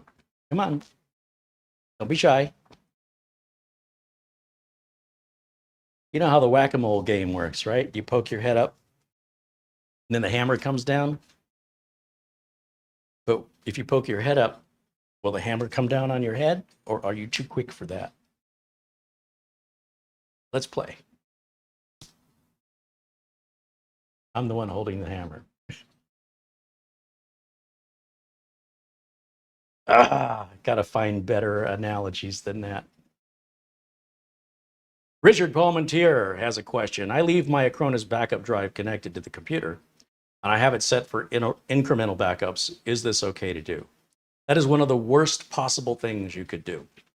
The reason why people plug in a backup, the reason why you have a backup is in case something goes wrong and you lose your data. And when I say something goes wrong, I'm referring to 1,000 different possibilities that include fire and theft. They also include viruses and ransomware. They include drive failure and power outages. They include so many variables that I could sit here and talk for the next 20 minutes and say, could be this, could be this, could be this, could be this. How am I going to die? There's 1,000 different ways. So what we're trying to do when we make a backup is we're trying to prepare for the worst and hope the worst doesn't happen. So if you want to leave a backup drive connected all the time, then you should have a second backup drive not connected and preferably not in the same building, because if there's weather events, hurricanes, tornadoes, it was just on the news, all of this stuff, hurricanes and tornadoes recently. The wildfires are always in the news. Then we have theft. We have so many new viruses introduced every day and ransomware. And clicked on an email attachment, I knew better, but it's too late. By the time you did it, it's already done. By the time you've realized, it's already done. And anything attached to the computer or the network is now compromised and should be considered so until it's been inspected, and maybe completely unrecoverable if it's encryption and you don't have the key and everything gets encrypted. What good is your backup? The reason you need the backup is because you got the virus, but the virus went on to the backup because it's connected. Following me? But if you leave one plugged in, a backup drive plugged in, and you keep one on a shelf and there's a fire, tornado, a theft, then that's gone too. So then you don't have a backup. If you keep it plugged in and you keep it on the shelf and you get a virus, when was the last time you updated the one on the shelf? How much data will you lose? Yes, you've got some of it, but do you have all of it? And do you care? So then you need to rotate those drives. Take the one you leave plugged in and say, okay, if anything happened to this drive with the amount of stuff it's backed up since the last time I backed up the one on the shelf, I need to rotate them. You need to be aware of this. Or you need to just set yourself on a schedule to go, I don't want to lose more than 7 days of stuff that I've changed, or 14 days, or 30 days, or 3 months, or a year. You decide how much loss you're willing to take in exchange for not having to do the work.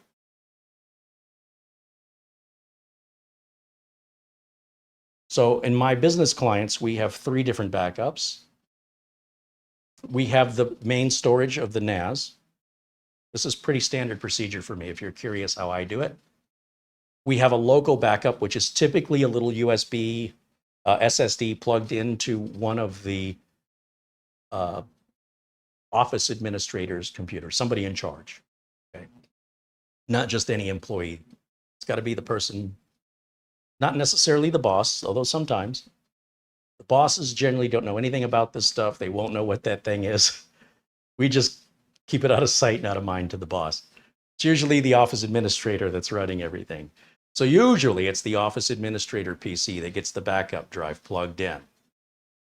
And then depending on the client's needs and how much they're paying me, I go on site and I take that backup drive and I trade it with the one I have here. That's theirs. I don't own it. And all I do is I unplug the USB cable from theirs and I plug in the other one back into the USB and I say update right now. And it might take hours. So once it starts, I'm good to go. I can finish it remotely. I take that backup drive back home. Now, if an employee, rather than give you an examples, if anything happens, we're covered. We're covered locally for a fast recovery. That's why we have the local backup attached. And I can make sure it's getting updated and I can audit it. It's automated, but at the same time, I still make sure once a week that it has run and it's current. If there's any problems, I want to know before the customer knows. I want to know.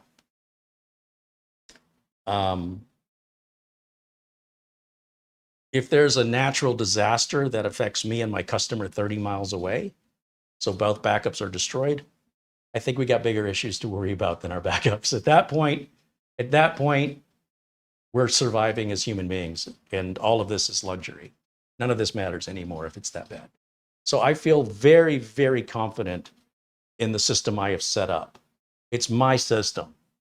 Nobody else has to agree with it. Nobody else takes responsibility for it. Nobody else gets paid to maintain it. Therefore, I create it, I maintain it, and I'm responsible for it, and I profit from it. And when things happen, I'm tested. And believe me, things have happened.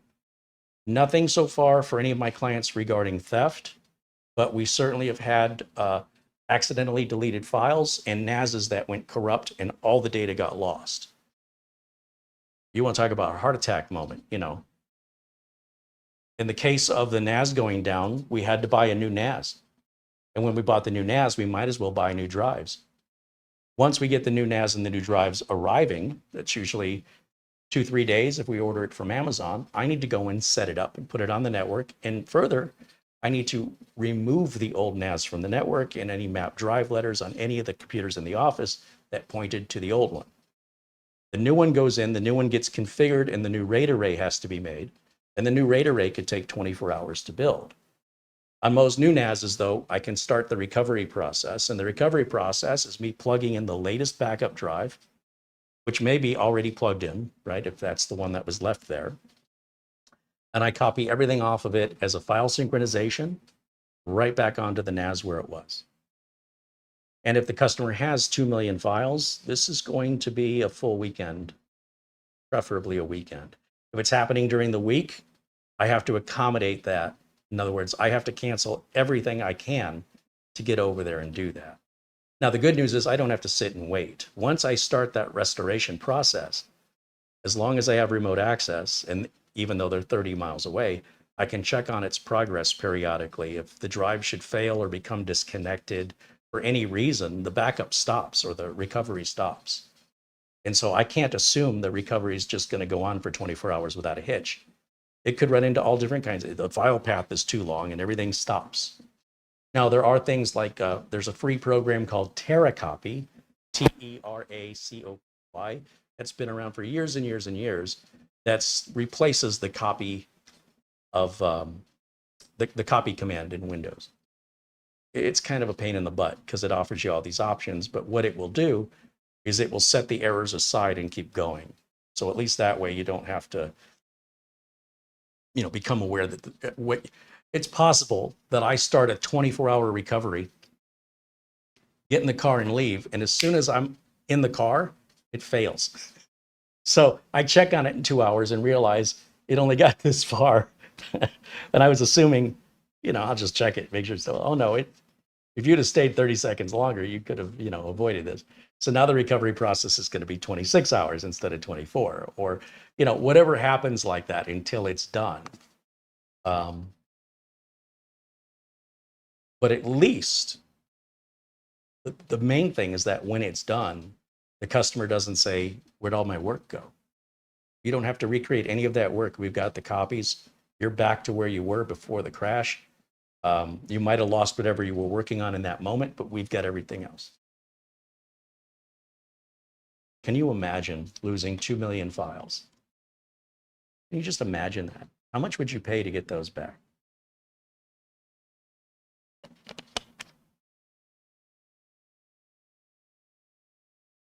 Okay. I think we waited long enough. So as long as you have more than one backup, you can leave one plugged in. Just rotate them regularly, however regularly you're comfortable with. That's my recommendation.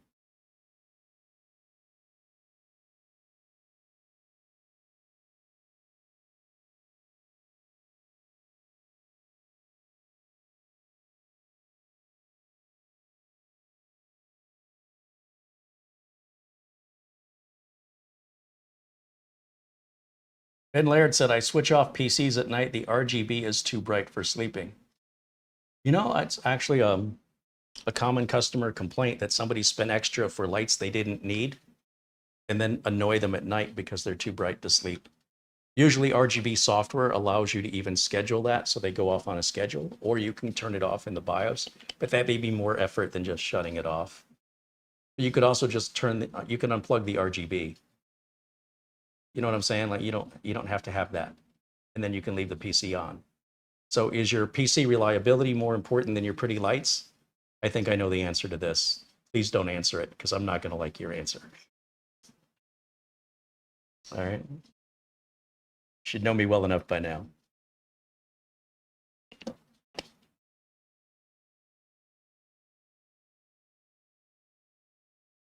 So we never know when that's going to happen. Oh, it looks like Justin Miller is green in the chat. I don't know if Mara took care of that. Mara, please make Justin blue if you've not. I'm still catching up, guys. Okay, who thinks this is going to turn on just normally? And who thinks we're going to get an amber blinking LED? Speak now.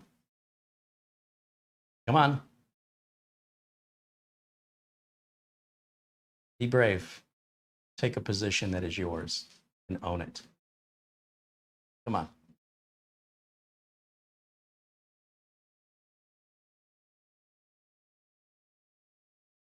Everybody thinks it's going to work. Does anybody, let's make the answer shorter. Does anybody think it's not going to work? Does anybody think we're going to return? Easy Otter. Okay. Easy Otter says it's not going to boot. So far, everybody else I've seen thinks it's going to. So let me know if you think it's not going to. It looks like the default in the chat room. Most people think it's going to work fine now. But David says it won't work next week. I'm afraid David's probably right. I laugh because it's true. We'd have to bring it out next week and try it again. This is mine. I mean, I will have it next week. So if you remind me, maybe I'll pull it back out and we'll try it. J-Toy is afraid to take a stand. He just says maybe. Separating the men from the boys here right now.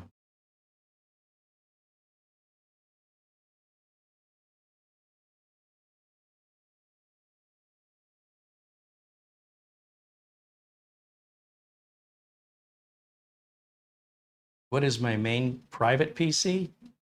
It's a Galaxy Book 3 Samsung that I showed here a few months ago when I bought it new. That is my main. I probably spend more time on that Galaxy Book 3 than on any other machine.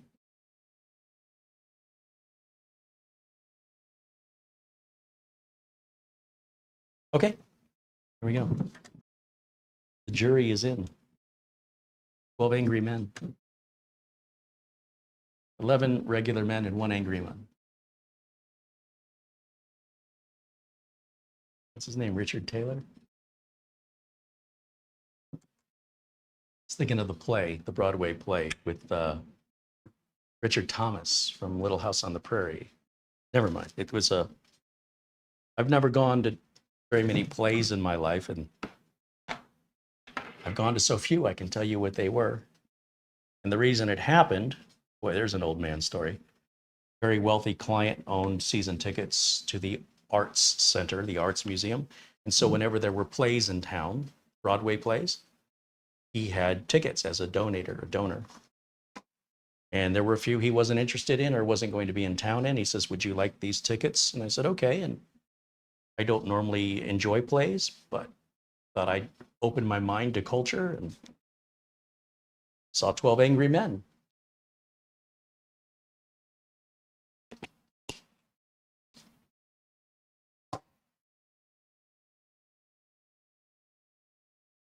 Now I'm seeing a blinking light in the reflection.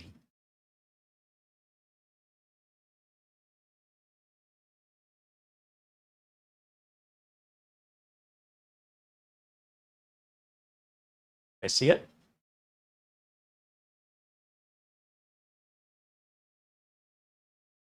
Ray Gallagher says, Richard Thomas was the Waltons. Wasn't the Waltons in Little House on the Prairie the same thing? No? Am I remembering it wrong? Okay, all I did is plug it in. I haven't hit the power button yet, so does hitting the power button change anything? No. Hold the power button in. 4, 5, 6, 7, 8, 9, 10. It off. It's like it's off. Now tap and release. Will it turn on?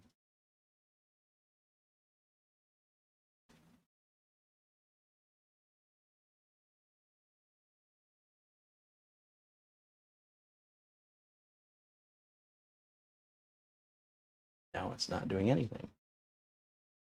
Tap, release.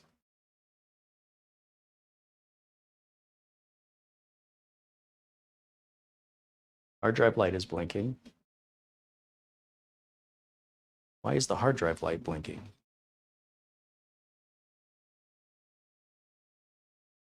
I hear it booting. It booted. Okay. Right back to where we started from. Shut it down.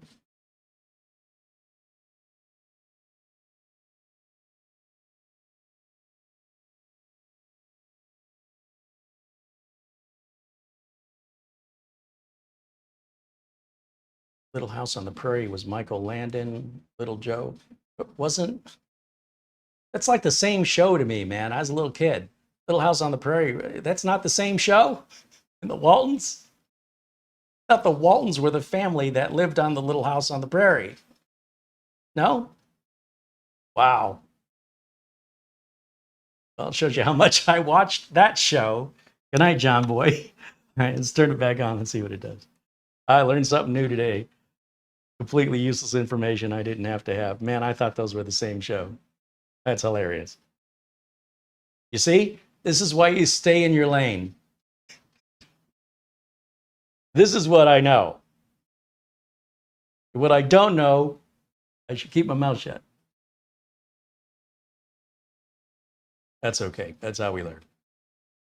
That's the Waltons. The Waltons live in the mountains, not on a prairie. Man, I don't know. That was the same show. How is that not the same show? How old was I? 6? Sure as heck looked like the same show to me.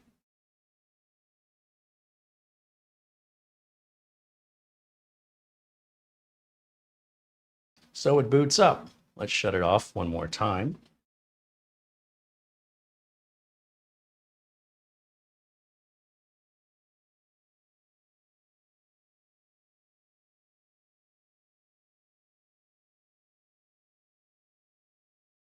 Richard says one took place in the 1800s, the others were the 1930s. Man, that's all the 1800s from my perspective. I kid. It was before I was born, so it was long before me either way. All right, all the lights are out. Let's turn it on again. What's interesting is that I'm not getting a white or an amber light here. You would think that would glow white to indicate power's on. Oh, it is. It's just very dim. I see. I can be that way sometimes, most of the time, all the time. Now, what appears to happen only seems to be after it's been unplugged. Isn't that interesting? So just one more experiment here to find consistency. Now, if this were a customer's machine and they wanted it back right away for a business, and I'm able to establish there does seem to be a consistency when it's plugged in versus when it's not, I could deliver this back to the customer under the condition you don't unplug this. So if you have to move it to another desk where you have to unplug it for any reason, you might be calling me. I'd hate to deliver a computer back like that. But let's go ahead and let's unplug it again. And again, we're going to take all the plugs out like so. Let's let it sit for just another few minutes. We're going to try this one last time and see if we get any consistency in behavior, which is after it's been unplugged. Let's go full screen. It seems to have some trouble initializing. I don't know why. But once it gets past that, when we hold the button down for 10 seconds, and then we tap it after that, it seems fine from that point forward until it's unplugged again. That's weird. Could it be this power brick? Without another power brick, we don't know for sure. Yes, it's possible.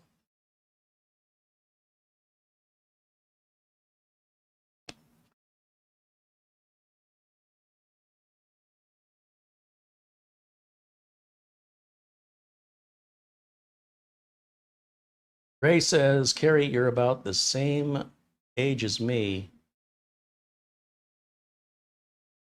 I surrender. What?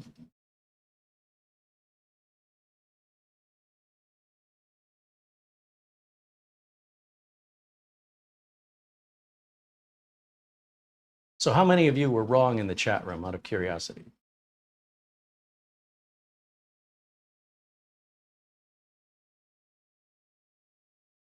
How many of you thought this was going to turn right on and we solved the problem?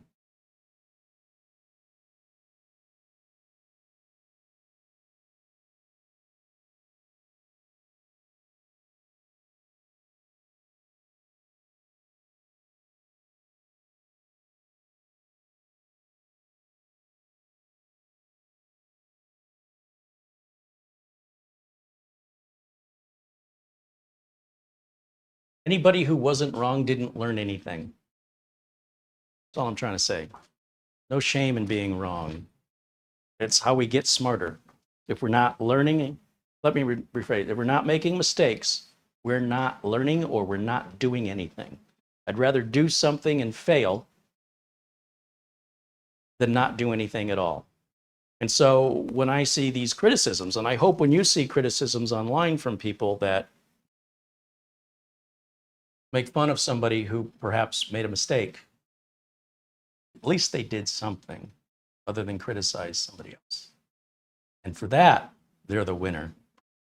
That makes them more admirable, more admirable than the critic. So I don't want to just be the critic. I want to help. And I would hope others would think like me, but they don't. But it's good. It's good to learn something and to grow. And the best way you do that is by making mistakes. And the only way you can do that is to actually try something. And failure is okay.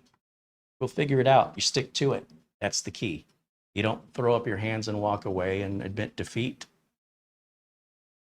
You're capable. You can do it. So what? You went up to bat. You missed the ball. You still get 2 more swings, man. No, I don't want to bat. Okay, well, then you do nothing. All right, let's plug this in. Okay, I've got all the other cables plugged in first, just in case there's any question or doubt as to the order of the cables. We save the power for last. Let's plug that in, and I'm not touching anything. See, it should not even be turning on right now. That right there is a problem. And that's why it could be related to the power adapter. I bought this off eBay. Maybe the seller sent me a bad adapter or sent me the wrong adapter. I don't know. I've never owned one of these before. It certainly seems like it's the right adapter. That doesn't necessarily mean there's not something wrong with it. Yes, the adapter works fine on the unit below, but maybe That's because this adapter was designed to work with the unit below. That is possible. Now, if I go back to the input, did we boot or what's going on over there? No signal. Okay.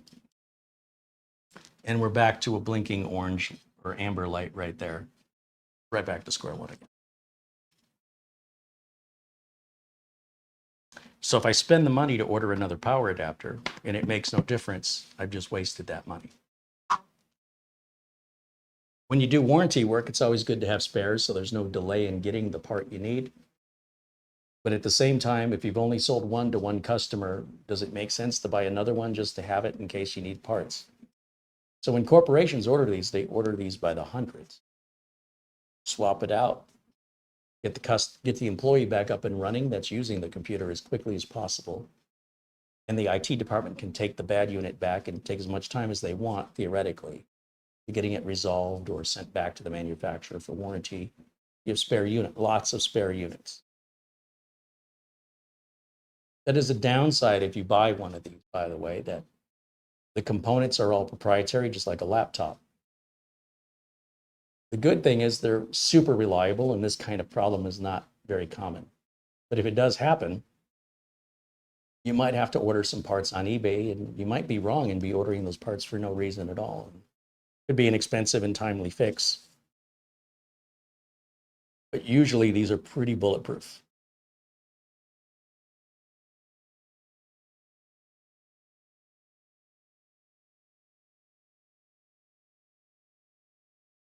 So that's going to sit there and blink at us until we hold the power button in. So let's do that now. 1, 2, 3, 4, 5, 6, 7, 8, 9, 10.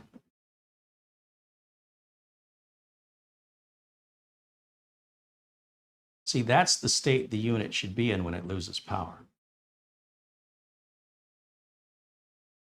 And then we apply power, it shouldn't change. It should still stay off. When we reapply power, it should stay off.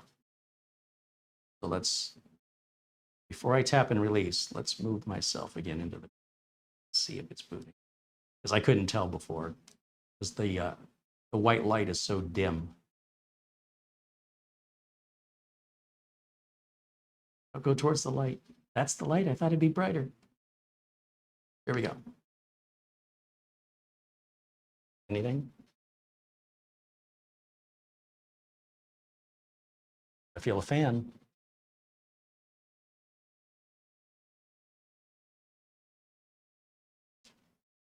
Give it a minute.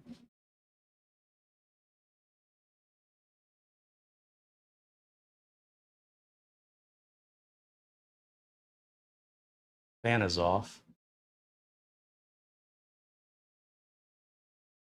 One more time. Press release.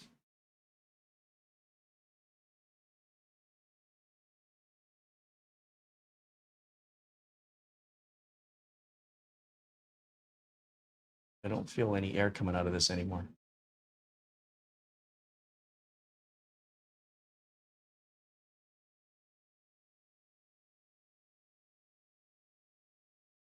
Press release.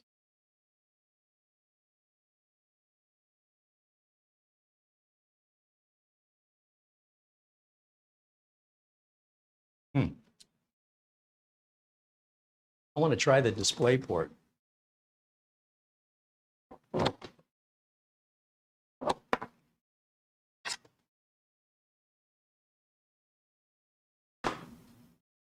Press release.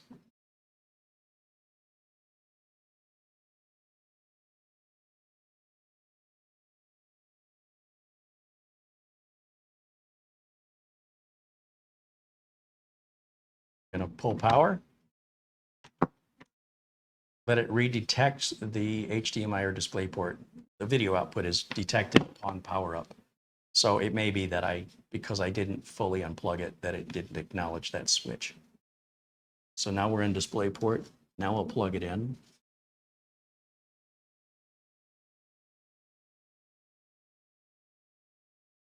Power.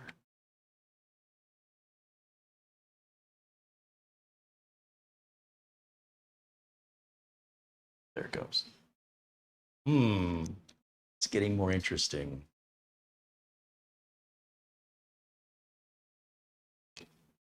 Paul says, I think I like the Lenovo's better and the HPs.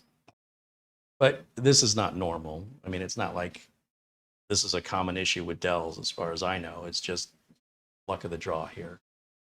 But I already didn't like the Dell, so it's got nothing to lose by misbehaving. It's even if it did what it was supposed to do, I still wouldn't like it. This just doesn't make me like it anymore. It makes me vindicated, is what it does. But regardless of that, even when it does work, it's not working well. Not compared to the Lenovo and the HP. Okay. So we're booted. We're going to do one more experiment and then we're going to wrap it up for today because we're just about at the 2-hour mark. So the final experiment here is we shut it back down and then we're going to unplug everything again. Only this time, we're going to leave it as DisplayPort. We're not going to use HDMI on the computer. We're using our DisplayPort adapter. So we'll see if that makes any difference at all.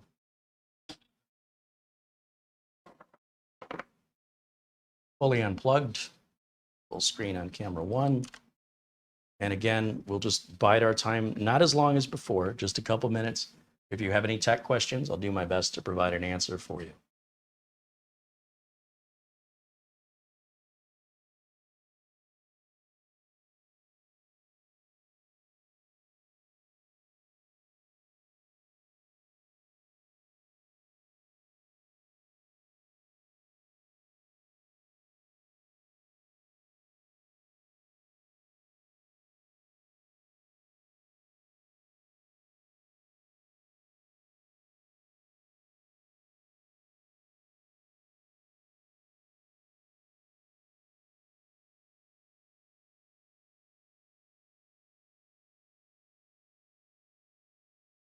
You guys are all over the map on this. I love it. You guys can't even agree on what the solution is.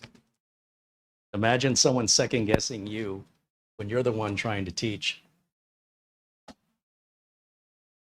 You know what I mean? I'm just saying, when you think about it, put yourself in my shoes for a minute. I'm not saying you're wrong.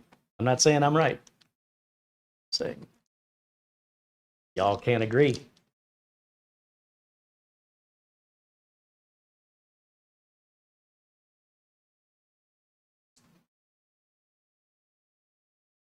Arnold wants to know on the managed switch tutorial, what's going on with that? That's been postponed because the move of the studio, of course, is taking priority, but also because there are a number of other products that were sent to us for review that we're obligated to get to in order to maintain those relationships. If those companies send us stuff and we never review it, they probably won't send us anything else ever again. They're not paying us to do it. So there's kind of an agreement. If we send this to you, will you review it? Can I review it on my terms, on my schedule? Yes. And then after a certain amount of time, if it never gets done, they probably won't send me anything because it costs them money. Why would they do that? So those items will get prioritized. And when we're caught up there, then we can talk about the managed switch and revisit that because it's still here. It's still a project in the wings waiting to be done. But obligations obviously are prioritized. But that's the status and that's why.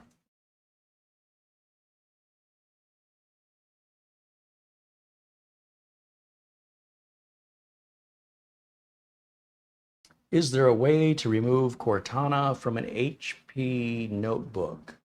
I don't think Cortana and HP are related. I think Cortana was retired by Microsoft and no longer exists. Windows is Windows, whether it's installed, Windows 10 or Windows 11 Home or Pro are the same regardless if you've built your own computer, you have a mini PC, you bought a pre-built computer, or you have a laptop or notebook.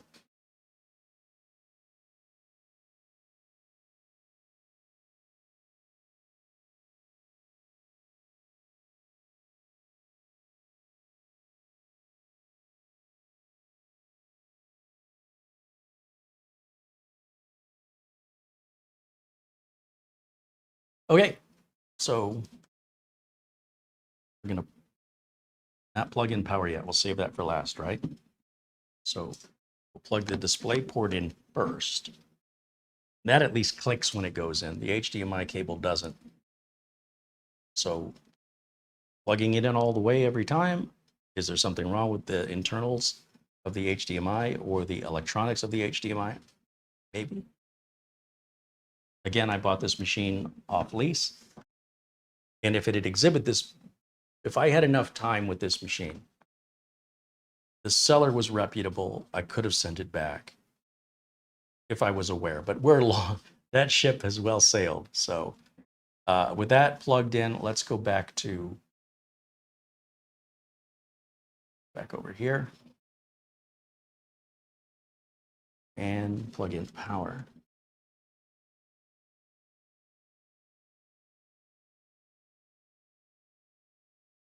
I don't know how long it took before for the amber LED to start blinking. I'm not seeing it. Let's see what happens. Power button.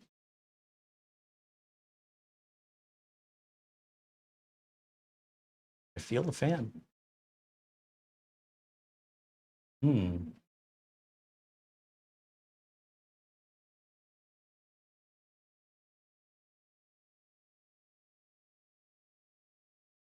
I expected something to happen by now.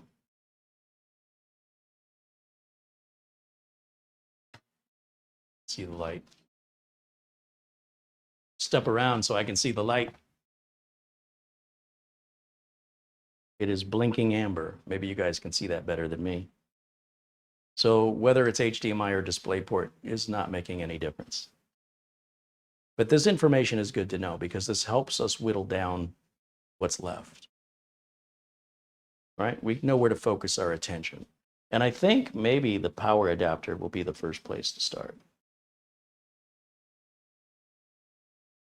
They're cheap enough. It's not a major investment to buy a new one. This looks like it's going to boot now anyway. So holding the power button in for 10 seconds and then releasing the power button does seem to work with consistency. And it only seems to happen when we lose power from the device, which is normally, to me, suggests a bad battery, but we've replaced the battery. So I'm stumped. I think that without another power adapter, all I can do is imagine. Like, what if I replace the power adapter and I still have the same problem? What's next? Changing the RAM,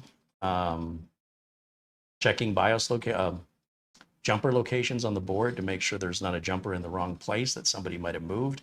Remember, I bought this off lease from a refurbisher, a reputable refurbisher, but that doesn't mean mistakes and oversights don't happen. I don't know.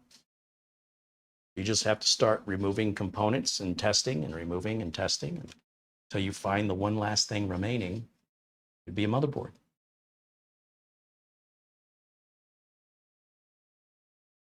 Intermittent problems are the most difficult, frustrating, time-consuming problems you'll ever need to resolve for anything in your life, not just a computer, your health, your car, anything.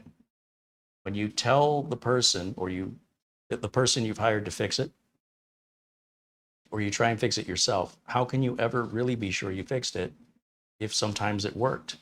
How do you know you're still not in the sometimes part? Even that, to know it's fixed, takes time to establish that, okay, it's been a long time since it's done this.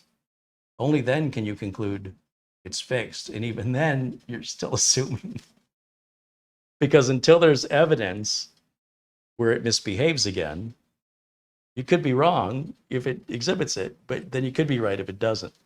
Without that certainty, that's why a problem that is consistent is so much easier to fix. It's faster, and you know you fixed it because the problem was there, and now the problem is gone. But when the problem keeps coming back, at least we've established it's happening only when it's unplugged. And that is a massive piece of information we did not have, that we know for a fact, we've tested it numerous times, that is consistent. So finding the problems to an inconsistent problem means you have to find some consistencies within it, or you're just rolling dice and guessing. You're just throwing parts at it until eventually you get it working. And when someone says, what did you do to fix it? You go, I don't know. One of the things I replaced fixed it. Which one? Oh, well, that's fine if you're not a tech. You're just fixing your own machine at home. That doesn't work for me. I need to know what's going on, and I need to be confident when I return it to the customer that I'm not going to have my phone ringing tomorrow and I got to go back over there and I can't get anybody else's work done. I can't help the next customer who needs my help because I'm getting pulled backwards from the customer I thought I already helped and thought I could move on, but I cannot move on until they are done. Thank you for watching. I'll see you all very, very soon. Enjoy the rest of your Saturday. And until next time, bye for now.